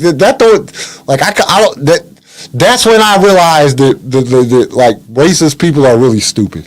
Cause it's like, dude, you got to be really dumb to do that. You knew you was gonna get your ass whooped. You know what I'm saying? You knew that was gonna happen. Like, how can you not know that was gonna happen? Like, what, did you just think everything was gonna be fine? You're an idiot. And it's just like these people, man. They're just saying stupid shit to get interactions, but it's hurtful and it hurts people. And I hope Ingram is around for all the season because she's dope. She's like one of my favorite characters. Like, I swear her character she's not like a Sith. She's not like, because she killed the Grand Inquisitor because he wouldn't let her do. She just a woman scorned and she is after this dude. She wants Kenobi bad. You know what I'm saying? The only one that could really restrain her is when they walked up and Vader was standing there. And Vader walked out because they all stood behind him. And he walked through the field. They didn't move until he told them. You know what I'm saying? So that's like, but I know she was sitting there like, yeah. You know what I'm saying? Like, yeah, Vader's here now. You catching it, Kenobi. You gonna get it. You know what I'm saying? Because whatever she's mad at him about, she's pissed off about. And so I think, you know what I'm saying? Like, and we know Kenobi has a good range of doing this. He pissed off Vader. He pissed off Maul. So there's several people he's pissed off during the time. That's what he does. Because he's a good guy. When you're a good guy, you piss off bad guys. And she's a bad guy. And she's supposed to act her part. Okay, let's see what you want to say. Let's see. Let's watch that right quick. Okay, why is this not coming off? Remove from studio. Okay, let's watch it because I like what you want to say is too. To a certain extent, there was one part that I was like, "What are you talking about?" This weekend, Star Wars fans made Obi-Wan Kenobi the most watched Disney Plus original series premiere of all time. And for that, I would say a big thank you. And it just goes to show what this family can do when we all pull together. However, it seems that some of the fan base, from this influential fan base, have decided to attack Moses Ingram online and send her the most horrendous racist DMs. And I heard some of them this morning and it just broke my heart. Moses is a brilliant actor. She's a brilliant woman. And she's absolutely amazing in this series. She brings... Okay, let's stop it right there because I just want to say he's completely right. Ewing is brilliant when he says this because she is great. She is playing that part awesome. Like, she's like one of my favorite characters on there. Like, dude, she is killing that. And we got to remember, she hasn't been in the industry that long. You know what I'm saying? So... she's not, this is like one of the biggest parts that she's played. Yeah. So she's not going to be perfect, but I think she's killing it. Like, I haven't caught too many off takes on anybody on the thing or mess ups on the thing. That could be real good editing, or they could just be playing the part good. And I think she is playing the part well. So I completely agree with what Ewing is saying, and thank you, Ewing, for saying we're the greatest fans ever, because that's what he said in the beginning, basically. And we all, I love Star Wars. So much to the series, she brings so much to the franchise, and it just sickened me to my stomach to hear that this had been happening. I just want to say, as the leading actor in the series, as the executive producer on the series, that we stand with Moses. We love Moses. And if you're sending her bullying messages, you're no Star Wars fan in my mind. There's no place for racism in this world. And I totally stand with Moses. Yeah. Tell him, Ewing. Freaking assholes. That's He was so sad. nice about it.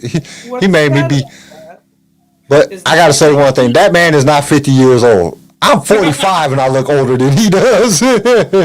That's bullshit. My dad's 50, gonna be 55 this month. Right after I turn 25. And my dad looks like he's at least 68. Like, I'm only 45, man, and I look older than that. Like, I look older than him, and I'm like, dude, that kind of sucks, man. You age really, really gracefully. I wish I could age that well. But what's sad about this is that the Star Wars.com website had to come out with a post. Star Wars Facebook, Instagram, and Twitter made a post. And then Ewan had to say something. Like, you guys are the people that are doing this are so fucking bad that Star Wars had to make a comment. And Ewan had to make a video in his car. Probably on the way to go discuss more things about Kenobi. Well, it's not even that, yeah, he's in his car, but I think as soon as he's seen it, I don't think that Disney or Lucasfilm had anything to do with his. With him saying that. I think he's seen it, and she probably called him and was like, hey, man, what's going on, man? Why is all the fans hating me and everything? And he probably looked at it and was like, oh, hell no, this shouldn't be going on. Why are y'all doing this? This is just asshole moves. The only person that I feel like should be able to talk to Moses about hatred like this is Hayden. Or Hayden. Got worst of it.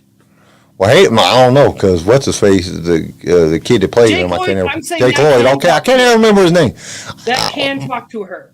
Jake Lloyd can't talk to her. He's getting taken care of for the rest of his life because that movie destroyed him. But Hayden, you know what I'm saying? She could even talk to Finn. You know what I'm saying? And like I said, I don't remember it, but in the 70s, I guarantee Billy D probably caught it, but I don't remember anybody talking bad about Billy D. That's why I'm saying it's not the fandom. I don't really think it's like true Star Wars fans. Because true Star Wars fans, I don't think are the ones that are doing this. I think these are just hateful ass pieces of shit that just want to cause problems.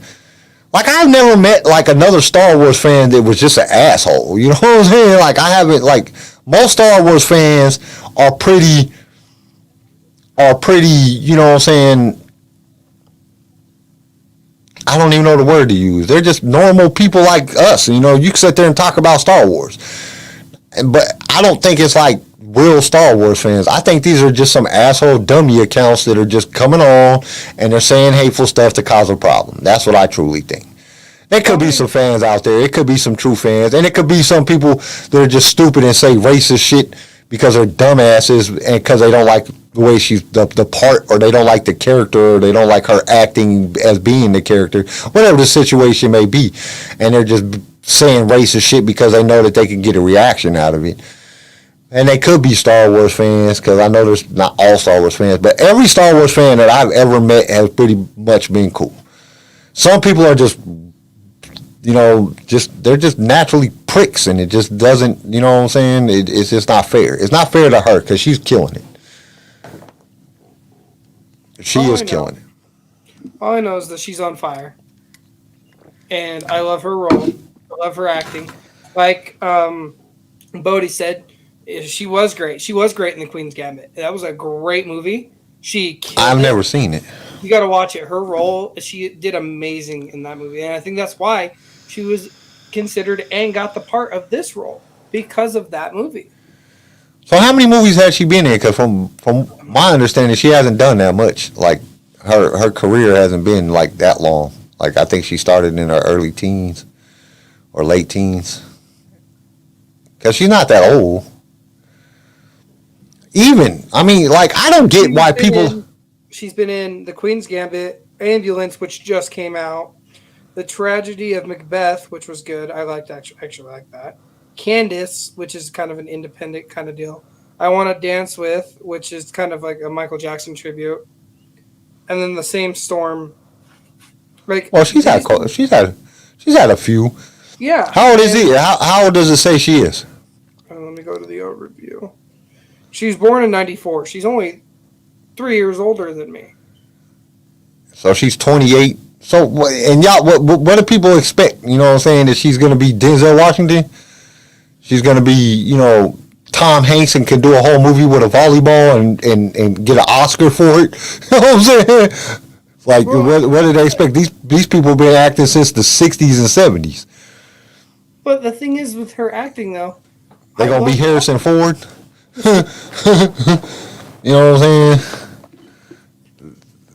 saying? I mean, you get better. Like Will Smith was, and even though Will Smith ruined his career, Will Smith's acting when he first started acting in The Fresh Prince was terrible. Oh God! But by the time he played Ali, he was great. You know what I'm saying? Like, dude, like he was convincing as shit. Like I don't get it. You know what I'm saying? Like I don't get it at all. It doesn't make sense. Okay, we got some other news and rumors. Yes, I do have. I know you do. News here. I got a lot of news here. The Andor teaser and poster dropped at Celebration. It will run for 2 seasons and is premiering August 31st. They have shot 12 episodes for the first season of Andor, which takes place 5 years before the events of Rogue One. Another batch of 12 episodes will be shot for season 2. It will start San Diego. Well, it stars Diego Luna as Cassian, obviously. So, August 31st is the first episode of Andor. Okay? Okay. The Mandalorian Season 3 will release in February of 2023. Oh, man, they ain't gonna drop it. I thought they said before that they was dropping it in right around Christmas. Mm-mm. That must have been Din a and rumor. Grogu are going to Mandalore. A trailer and extended trailer were shown at Celebration to the attendees. Also, nobody else get to see it? Assholes. Yeah. Ahsoka That's some will asshole shit. premiere in 2023. Celebration attendees were shown an exclusive teaser of raw footage, since they were only 3 weeks into shooting. And the panel revealed that Natasha Leo, I can't say names very well, will play the live action Sabine Wren. She was there. John Watt's Star Wars series was announced to be titled Star Wars Skeleton Crew and will star Jude Law. Follows a group of kids about 10 years old and is inspired by Becoming of Age of the 80s movie kind of shit. Jon Favreau and Dave Filoni are executive producers. Okay, so, I'm just thinking that this is going to be 10 of the 10 Jedi Padawans. He's the master that's taking them for their to go get their kyber crystals. They're going to go to Ilum. Yeah, I think that's what it's going to be about. Just from the description, you know, like coming of age, you know, that's a coming of age moment. It like Drew Law, have him play a Jedi Knight that's taking them, and then they go through a lot of crap. Kind of like how it happened in Rebels with Ahsoka when she took the younglings to go get their kyber crystals. Clone Wars. Well, yeah, did I say Rebels? Yeah, you said Rebels. Oh, I'm saying you were Clone the damn Rebels. Yeah, I love Rebels. Rebels is dope. But Okay. yeah, I think it's going to be one of those type of scenarios where, you know, I think that that's what it's going to be about. I'm not sure, but yeah. So it's going to be live action? I believe so. Okay, did you see the oh, yeah, that's going to be dope. Yeah. I got more here. I have a little bit more. Respawn released a trailer for the sequel game to the Jedi Fallen Order series. It will be titled Star Wars Jedi Survivor. Cal and BD-1 returned 5 years after the events of the previous game. It will only release on Xbox Series S, PS5, and PC in 2023. They have teased that Obi-Wan Kenobi will be a playable character in this series. You know, I don't know shit about the video games. Yeah, I know. Dave Filoni's Tales of the Jedi will be an anthology series of the 6 animated shorts in the prequel era. 3 following Jedi Master Dooku and young Qui-Gon Jinn, and 3 filling in the gaps of Ahsoka's journey. The first full episodes were screened for Celebration attendees, as well as a trailer. The first episode is called Life and Death, and featuring baby Ahsoka and her mother. The series will premiere in fall 2022. So this year. Yep. Coming in, I'm assuming, the end of September, going into October. I think it'll be right after Bad Batch, to be honest with you, because this is Bad Batch. The Bad Batch Season 2 will return September 28th with 16 episodes. Celebration attendees were shown. I can see that that's smart for them to release Bad Batch at the same time as they release Andor, because I don't think Andor is going to do that well. I don't think that's a character that people love enough to. And this is just my opinion. He might be. There might be people that just love the shit out of him, but I didn't like him as a character in Rogue One. I mean, my son's named after him, so I liked him enough. Celebration attendees were shown a 2-minute clip, a poster, and a full-length trailer that were different to the official release teaser online. The Celebration trailer prominently featured Commander Cody teaming up with Crosshair, the return of the Wookiee youngling Gungi, and Palpatine in the flesh. Okay, wait a minute. So Cody's teaming up with Crosshair? Yep. So Cody's gonna be a bad guy on the series? I hope not for long. I figured Cody would be one of the first people that Rex went after to de-chip him. I bet you he did, but I bet you he was also a little. I think it was a little too thick of people. I don't know, man. I can't wait to see it now. I want to see that, but I don't want Cody to be a bad guy. I want to be a good guy. What if he has to fight Rex in the series and they just ain't telling us about Rex? Okay, a new anime series called Star Wars Young Jedi Adventures is in the works, which will follow younglings in training during the High Republic era. Oh, that would be dope. The series will release in Disney Plus and Disney Junior in spring 2023. So it's an animated series. Yes, it is an animated series. Jon Favreau also confirmed he is currently writing season 4 of Mandalorian. Well, you know, Mandalorian is their starship, or their starship, their main star. That's their flagship. I mean, of Disney Plus right now. Mandalorian, all 2 seasons, both seasons did so well that they're gonna. Everybody loves Grogu and Din. I mean, everybody loves them. So yep. You know what I'm saying? Like I have not, other than people arguing about the damn name Baby Yoda or Grogu, like, because somebody, he's not Baby Yoda, he's Grogu. Like, other than that, you have no conflict about the Mandalorian at all, really, on social media. There's not anything that's really out there. I got one more thing, and then if you have anything, share it. But Kathleen Kennedy confirms the next Star Wars film will be Taika Waititi's. Yeah. That was confirmed at Celebration. Taika was asked questions on it, but he did not share a single thing except for what the title poster looks like. But it doesn't even give you the name of the movie. It just says Star Wars and kind of an 80s blockish, like heavy metal kind of writing, which is Taika's thing. Because if you see Thor: Love and Thunder's title, it has that 80s rock ballad kind of look to it. So but and this is what I don't understand. They said they did state that all 3 of them next movies is going to happen around the sequel trilogy, right? Mm-hmm. So he just said, there was a report that MSN just put out 8 hours ago that says his film will have the iconic Clone Wars character Hondo is going to be in. 10-1, he's playing Hondo. Not gonna lie. So, but this is my thing about that. How old is Hondo? God, Hondo got to be old. Hondo was old back then, man. Like he, what's the book? Pirates. What's the name of the book? If he wrote the movie off the book, that book was good. It has Han It has Han and Chewie in it, and it has like it has some good characters in there. So and that was Hondo and Naka trying to get the Falcon off. he's trying to steal. He tries to steal the Falcon. That was a good book. It's funny.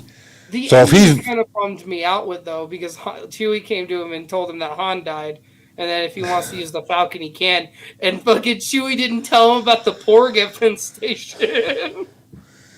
and it would fit with the time period. It would. I think that would be great. It would fit with the time period. So we'll have to see about that. Then most of the stuff is about the racist crap that's on here, and then and that's funny because like literally yesterday when I was looking at it, there was just so much of the Disney stuff, and I can't find none of it on here. So somebody either paid some hush up money, or they never really said it, and it was propaganda. I think it's hush money. I'm not. It might have been. I think Disney paid hush money because they have a long, outstanding thing for racism. They've been accused of this more than once, and they'll never stop being accused of it. And they're going to just start paying people. They have enough money to fucking buy the whole Well, to pay to get rid of the fact that they called Star Wars fandom toxic and racist. Yeah. Like, because I'm not seeing none of it on here. And no, it wasn't yesterday. Yeah, it was yesterday morning when I seen the thing, and it was all over. For CNN was reporting on it, MSN reported on it. It was on comicbooks.com, and now it's not on none of it. It's not on here at all. It's completely gone. Like, I am not seeing one thing about it. So I'm like, dude, okay, somebody had to pay some money to get everybody to turn that shit off real quick. Oh yeah, it's hush money.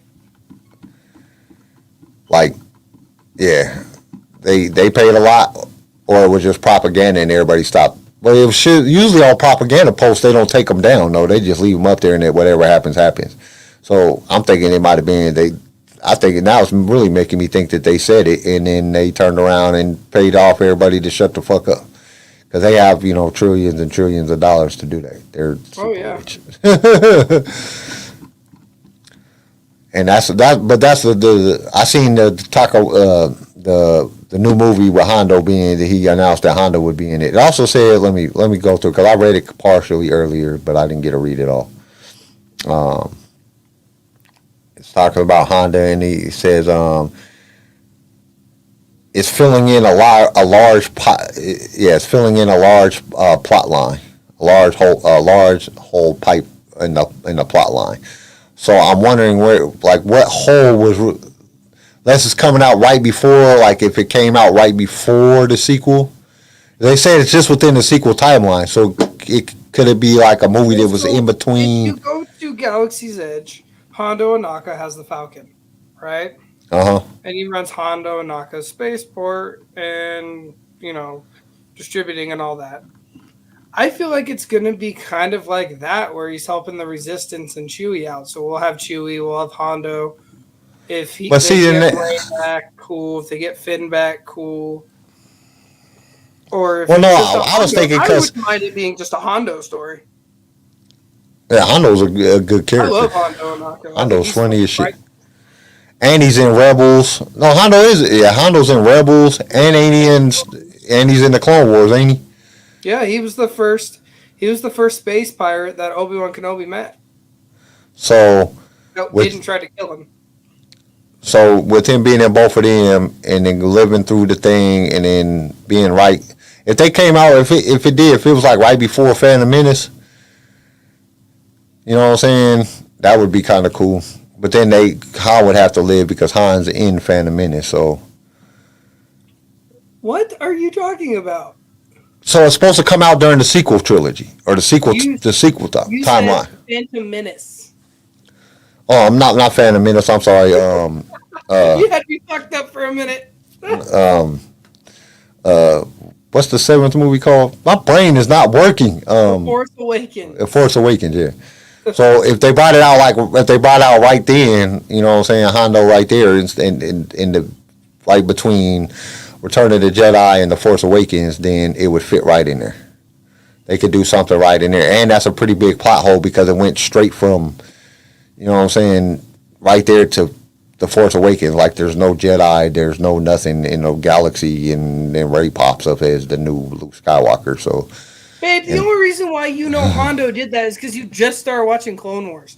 I've known that since that episode came out on TV on Cartoon Network the first time. So pound sand, you don't get to pull that up. Yeah, because he did. He captured Dooku and Anakin and Obi-Wan in the episode.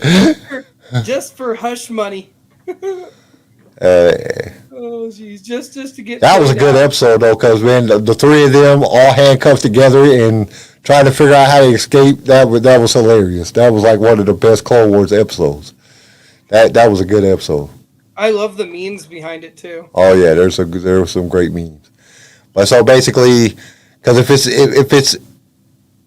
it's entangled into a large plot line, you know what I'm saying? I think that would be pretty good if they just came out right before Force Awakens. You know, like what happened right between Return of the Jedi and Force Awakens to get us to that part. That would be cool, because that's kind of like a pretty big plot.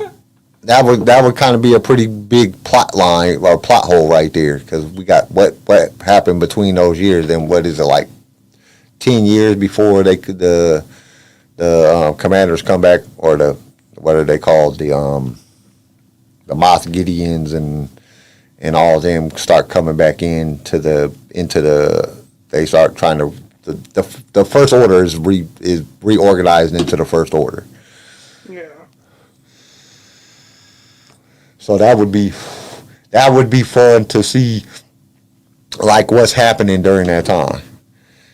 Because then it also, if they wanted to, they could kind of explain too. You know, if they would kind of explain what happened between Han and Leia. If they did it in that timeline, because we don't know what happened between them two to cause Han to just leave. Everybody assumes.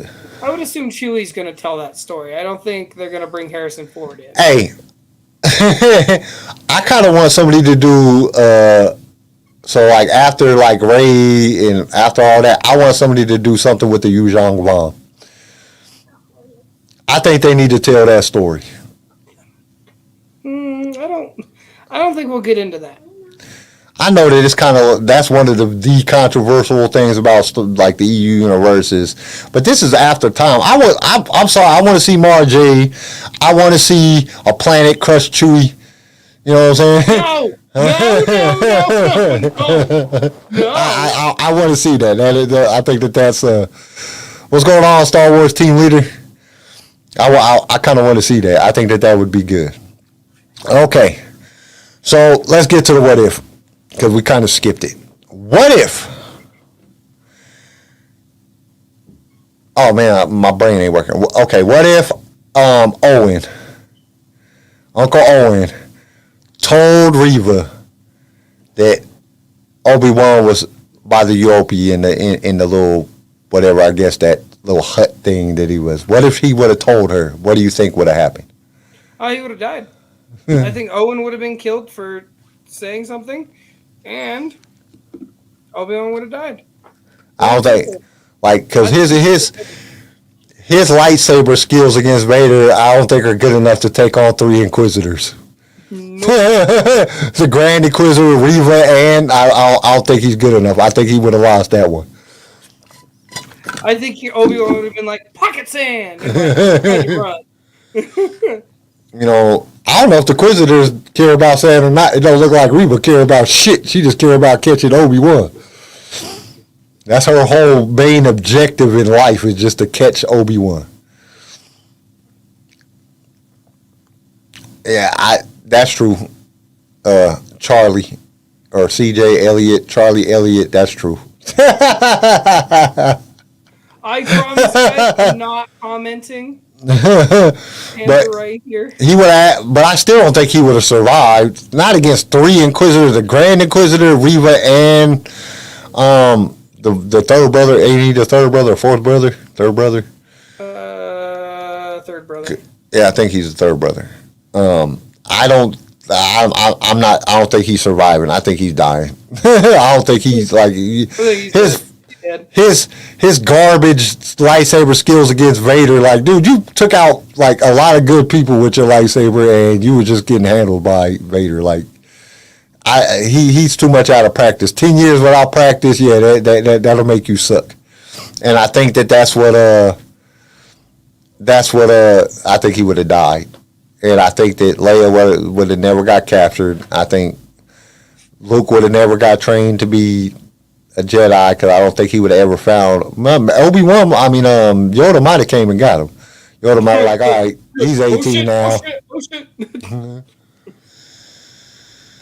But yeah, it would. I think the Empire would still be in control, because man, we didn't even do the things. Oh well, I'll put them in on the audio. Anybody wants to hear this with the key things in for the what if and all that stuff, I'll put it in the audio. But I don't think that I don't think that they would have got right. You know, I think the Empire would have stayed in control, because there would have been nobody to tell Luke about the thing. Uncle Owen and Aunt Beru one that got torched. I made a post about that.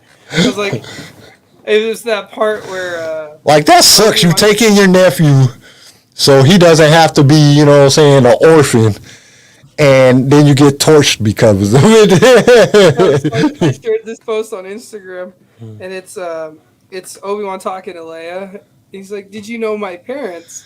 He's like, "Yeah, your mom was smoking hot." And your son and your dad, yeah, he was just burning. So I put up a post the other day. The reason it made me think about it is two stormtroopers that are standing there, and they hold up this skeleton that's like burnt all up, and they're like moisture farming on Tatooine. That's what made me think about it. That they get torched. To be fair, R2 and 3PO were the reason they got. But I don't think that there would have ever been, like, if that would have happened, I don't think that they would have ever been there.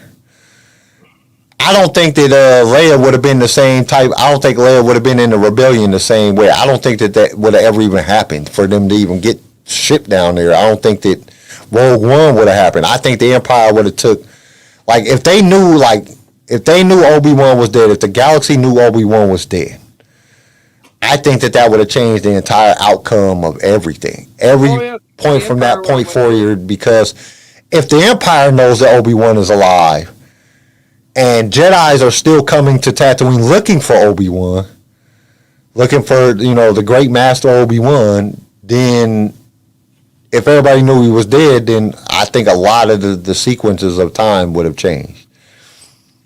Now, does the Empire still succeed or get defeated?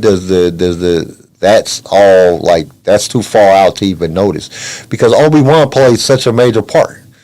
He trained Luke. He did so much different stuff that was very, even though, I mean, look at the time period now.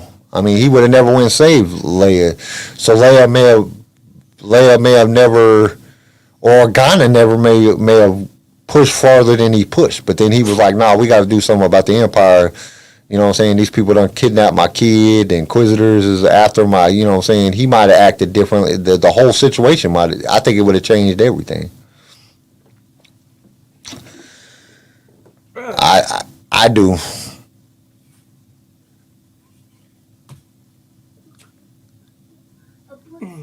Yeah, that could have happened too.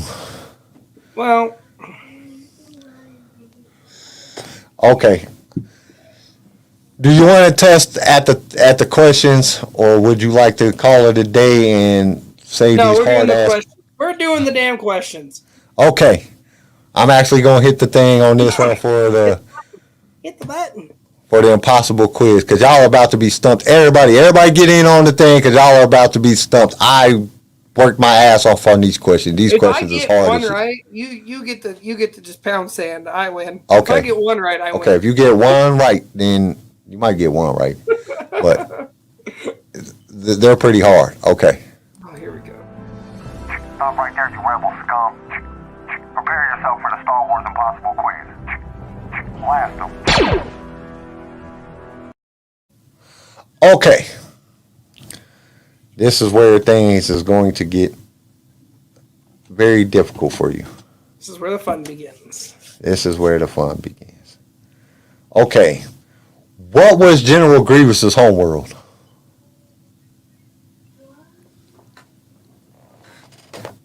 Next. Anybody in the chat got it? No Googling. All y'all gonna Google. Okay, come on, everybody. We're gonna give you a minute. We'll talk about something stupid. I don't know anything stupid to talk about right now. Okay. I know he was a species, and he didn't like Yep. his species, and he was Hey. Cyber, not Kali. Kali. You Googled, babe. You don't even know it. Get out of here. I know you Googled. I know planet- you Googled it. And it was a planet located in wild space, which I don't really know where wild space is at. Like, I need to look at a map because I know you got the inner rim, you got the mid rim and outer rim. I don't know where wild space is at. Then you got the great beyond where Thrawn is at, or the whatever they call it, the Chiss Ascendancy, and then. No, you Okay. don't. What was the Phantom Menace's secret label when it was being shipped to theaters? I hate you. I told you I had a good one. I was hoping Garrison was going to be here. We've been talking for 2 hours, and I thought Garrison would be here by now. So, but he was unable to get off work. So, I mean, what can we do? So everybody else has to do the thing. I don't know. If my woman types this in the chat and it gets it right, she's Googling. Okay, so it was called The Dollhouse. That just sounds creepy. Yeah, it does sound like creepy. that. I don't like. That's a good name for a dark movie, though. Yeah, The Dollhouse, yeah. Yeah. What if they made a Star Wars movie called The Dollhouse, and it was like they were trying to ship some Sith dollhouse across the galaxy, and people were trying to get them? That would be crazy as shit. Star Wars team leader said, he knew it, but it's hard. Okay, question number 3. In Empire ranking, K-12 was the official rank of those beings who served as what? One more time. The Empire rankings, in Empire rankings, K-12 was the official rank of those beings who served as what? Officers, right? Nope.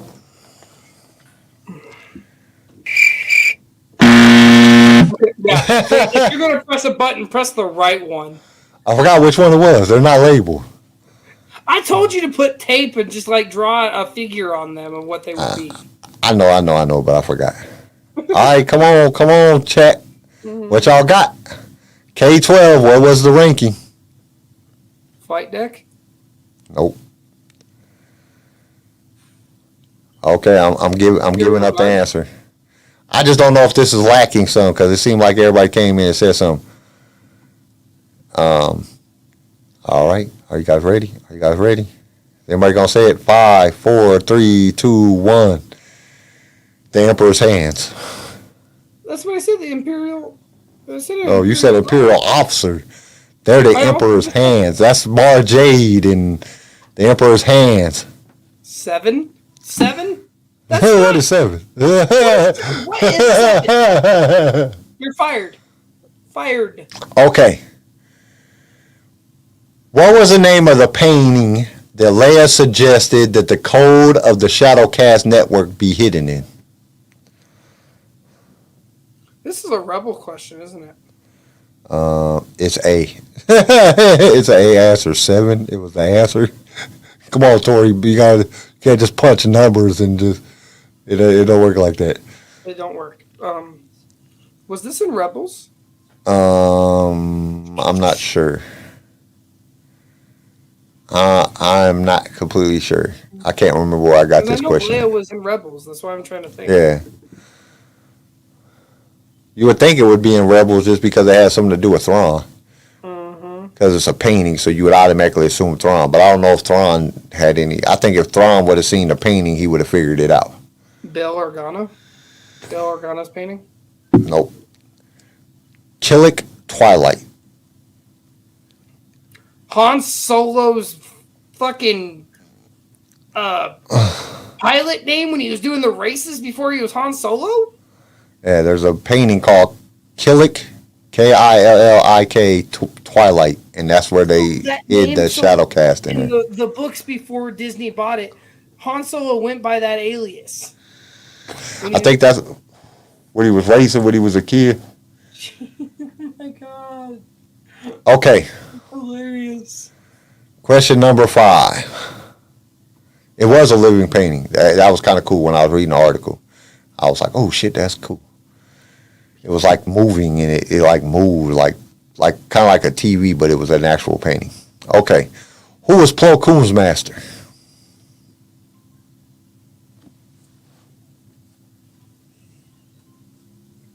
Oh shit. Sifo Dyas. Nope. That would have been cool though. I thought it was. Yoda? Nope. I couldn't see Yoda. I don't think Plo Koon and Yoda would have gotten along very well. Wasn't Kid Adi Mundi? Nope. I think they're around the same age Yeah. or like the same status. I don't know about age because they're alien species, so they could age totally different. Cause like, yep, Yaddle? you're definitely Googling now. I mean, I know you don't know that because you don't like the Jedi. He was a Wookiee Jedi Master, one of the only Wookiee Jedi Masters. There were several, but he was like, there wasn't that many of that were Wookiees. I like Wookiees.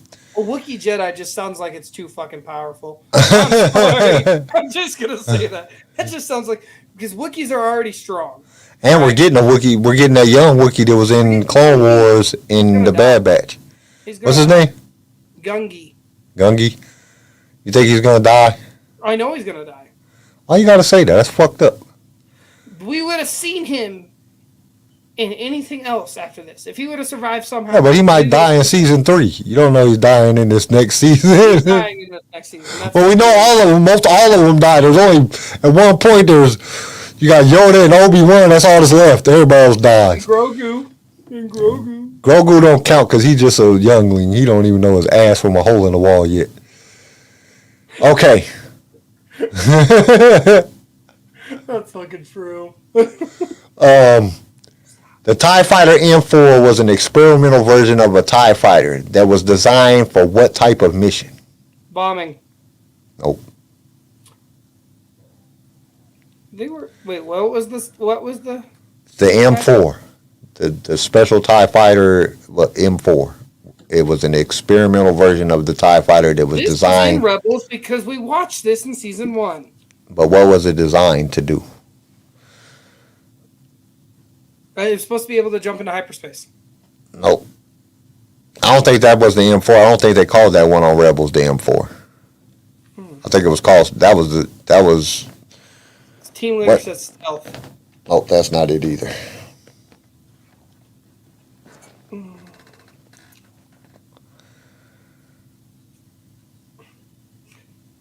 I don't know a lot about.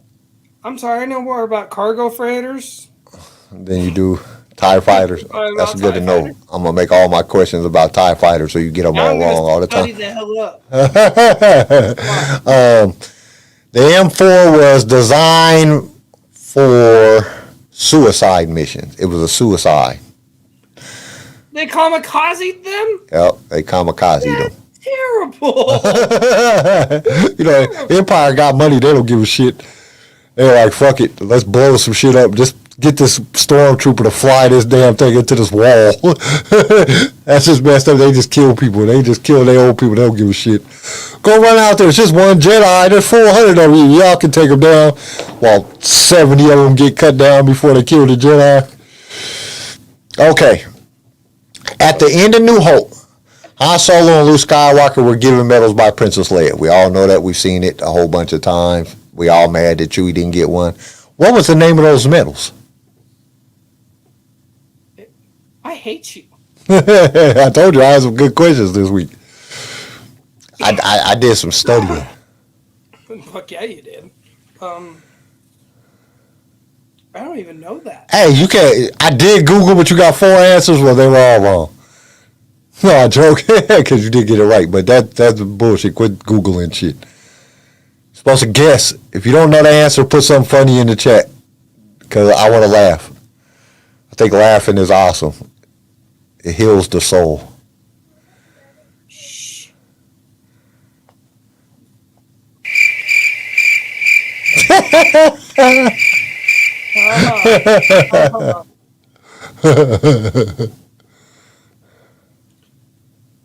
Emotional damage.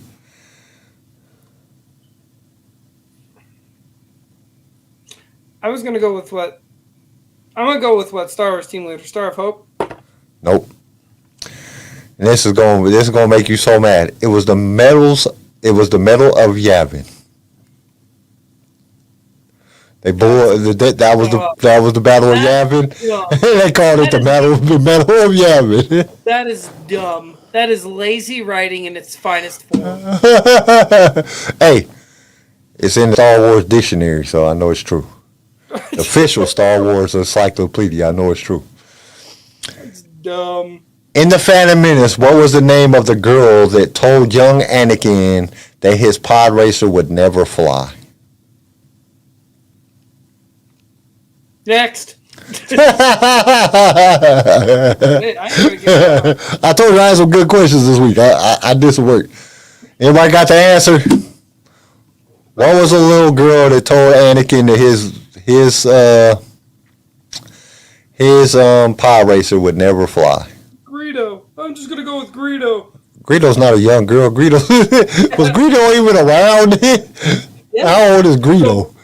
So Greedo was a young boy in that movie. That was Greedo? Yeah. His little friend? That was Greedo? Really? I did not know that. Well, that's Greedo, the one that was making fun of him. All right. Y'all want the answers? Y'all gonna know? Y'all gonna put them in the chat. Padme. Padme. That piece of shit ain't ever gonna fly. We're all gonna die here. We can't contact nobody here. We're gonna die on Tatooine because this piece of shit ain't ever gonna fly, so he ain't ever gonna win. No, her name was Melee, Melee. So Melee, however, she was a slave owned by Gardella the Hutt. Okay. Brat. That's a good one. The little brat that was not being supportive. Okay, number 9. In Revenge of the Sith, what was the name of the Wookiee that led the beachfront battle against the droid on Kashyyyk? Oh. Yoda says it because he's up there with Yoda and Chewie when he's leaving.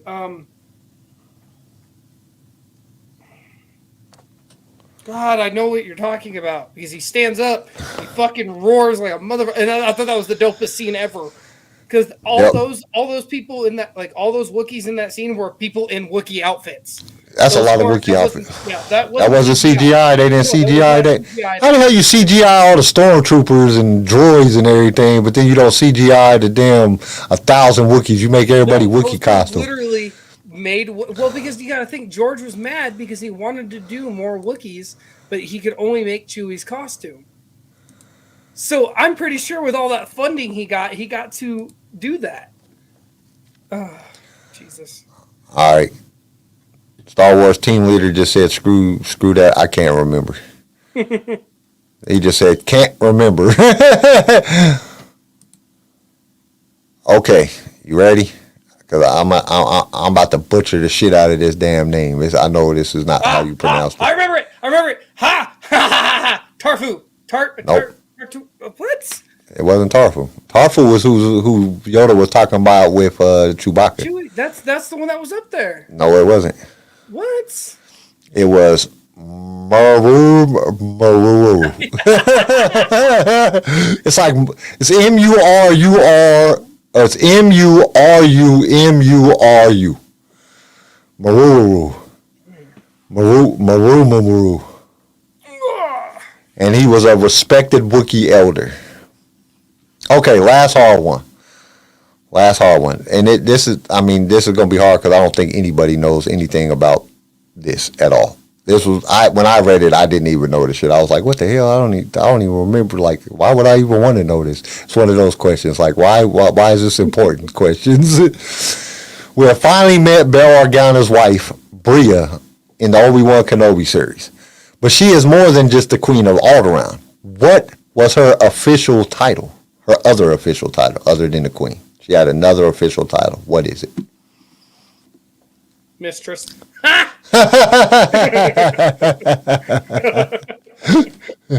She's that whore that got to marry him. I'm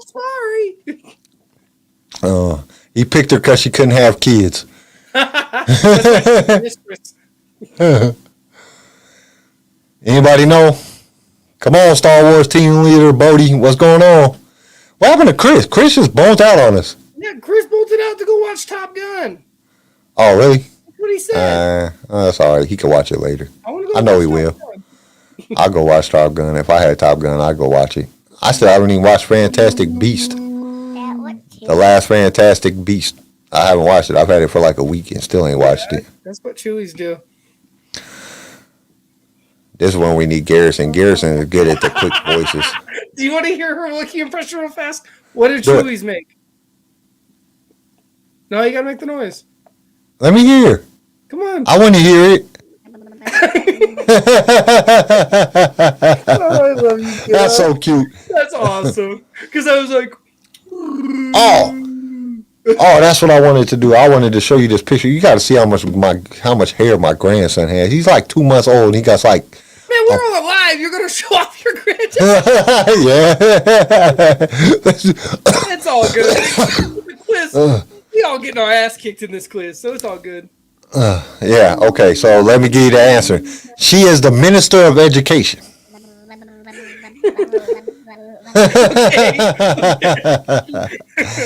Yeah, she was the Minister of Education on Alderaan.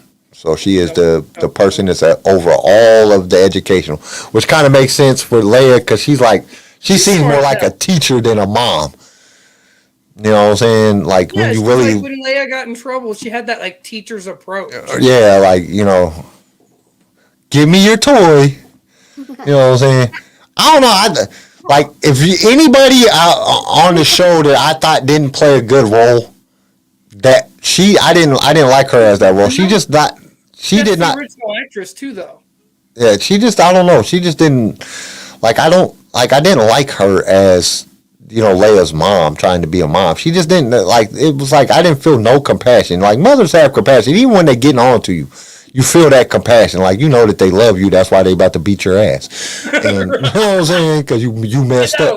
It's out of love, damn it. You don't like, and I didn't get that from her. You know what I'm saying? It was just weird. I didn't like her as the actor. They should have got somebody else.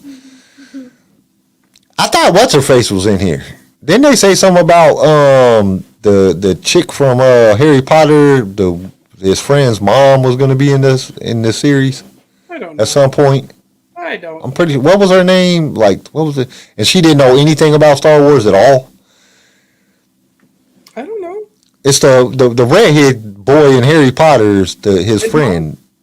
Oh yeah, I know who you're talking about. His mom, Molly Weasley. Yeah, I thought. Didn't they say something about her? She was in here. I mean, I understand we only got through 3 episodes, but you know what I'm saying. Like, I haven't seen her yet, so like, is she still in this? Like, or did they cancel her out like they did Maul? Like, you just ain't working out with your non-Star Wars knowing ass. You know what I'm saying? You don't know shit about Star Wars. How do you be Back to the Harry Potter world, you son of a bitch. Take your wands and your bippity boppity bullshit somewhere else. Julia Walters, yeah. Like I said, guys, y'all have to forgive me. I just suck at names, and I just suck at like this brain fog crap that this MS gives you. I'll have it on the tip of my tongue. I'll be like, and it just won't come out. I just can't get it out. My brain, it will not transfer from my brain to my mouth for some reason. I don't know why, or I just don't remember it at all. I bet. That's the biggest thing. Is like. The other day, I forgot who Billy D. Williams was. Somebody said, man, Billy D. played a great role. And I was like, who the hell is Billy D. Williams? Like I could not remember, and I'm like, dude, that's Lando, man. What is wrong with you? But I didn't remember until like the next day. I was like, Jesus, what the hell is wrong with you? Like I forgot my grandson's name.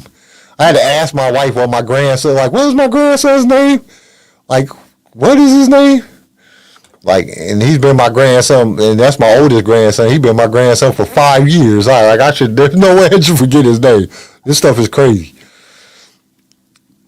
But it's all right. It'll be okay. That's why I got you, CJ. Hey, what's that person's name?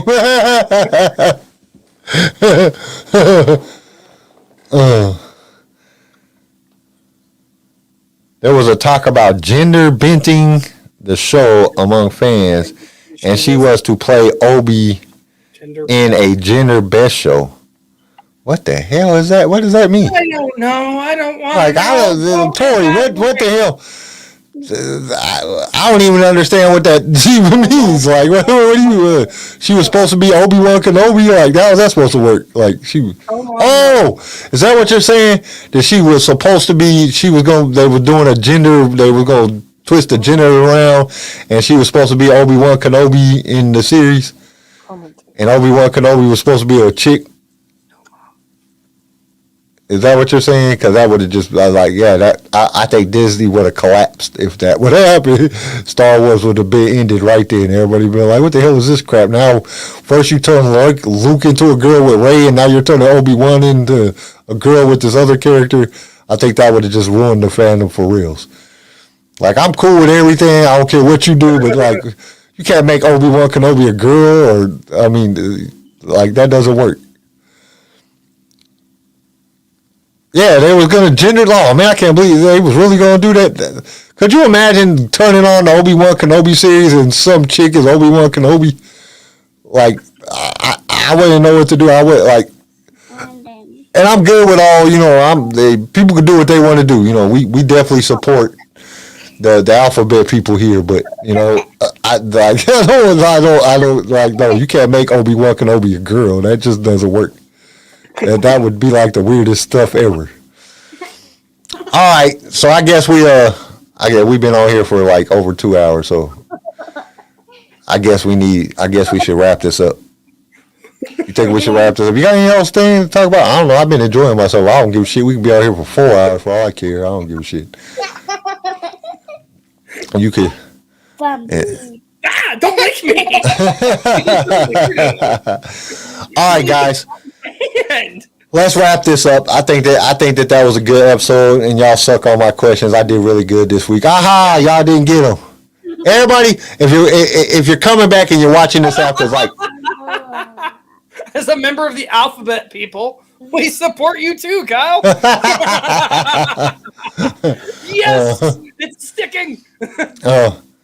Hey, I can't remember all the letters, and then it changes, and they got plus and minuses now, and all kind of toaster and some others. Like, I can't remember all that. It's just, hey, we love the alphabet people. The alphabet people are cool. Do what you. I'm a big proponent of just be you. Whatever makes you happy, I don't give a shit what you do. So it does. And that's what I don't get about, like we was talking about earlier about racism and homophobia and all that stuff. Like, if a dude wants to be a girl, be a girl. I don't care. That does not affect my life. You know what I'm saying? It does not affect me. Both facts, so we don't care. My thing is, I don't get why people don't like stuff. Like, how does it affect you?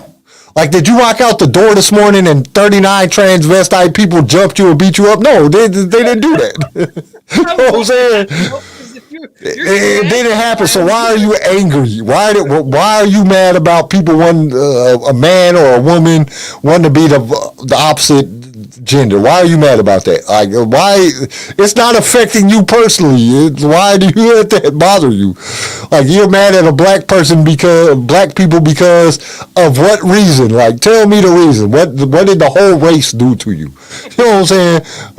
Like the whole race came over and beat your ass. Like, all the black people in the entire world came to your house and beat the shit out of you or something. No, ain't nobody did nothing to you. So why do you hate somebody? Like, that's stupid to me. It doesn't make no damn sense whatsoever. Ignorant as hell. Like it's like nobody's doing anything to me, so why do I care what you do? Like, do you do what's the saying? Do you, boo boo? You know, whatever makes you happy, whatever floats your boat, do it. Like I don't care. It does not affect me at all.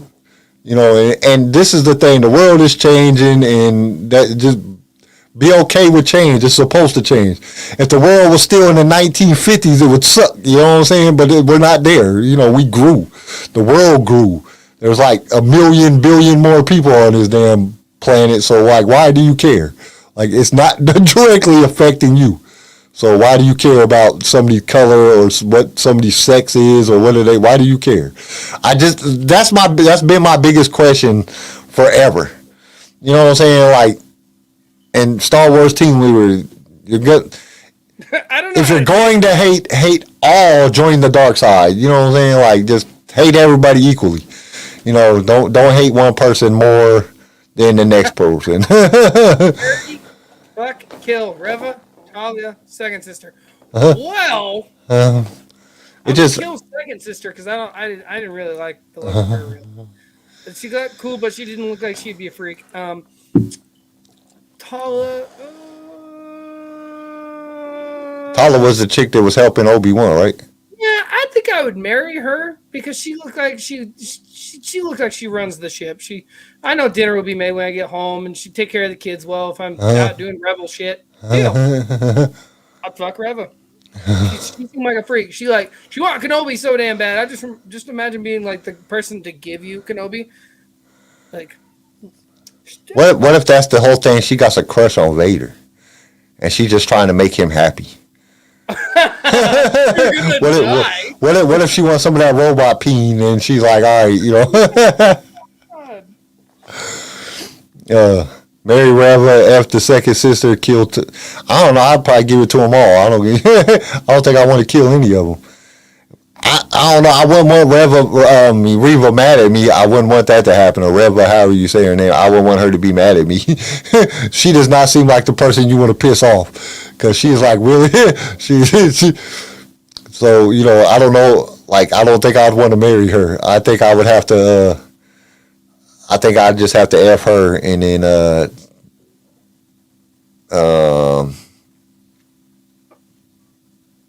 I don't know. I would have to F Reva. I think I would have to kill the second sister, and I appreciate seeing my name, and then I'd let Reva experiment on me, and I can hear your voice in my head, you little pervert. Hey, that's a good thing because you got to remember, even though it says Charlie Elliott on there, it's really Tori. I know it's kind of weird to look at yourself talking about you want to do sexual things to yourself, but that's kind of weird. Talking in the third person, and I'm not. All right, guys. Everybody knows what to do. Subscribe, thumbs up, hit all things, share with everybody, so everybody can get in on outrageousness because you know we say some outrageous shit on here today. Sorry everybody, the last show got kicked off of YouTube. They said that we used too much of the content and they blocked us. But that's all right. You know what I'm saying? Like, we're going to figure out a way that we could do this without getting blocked and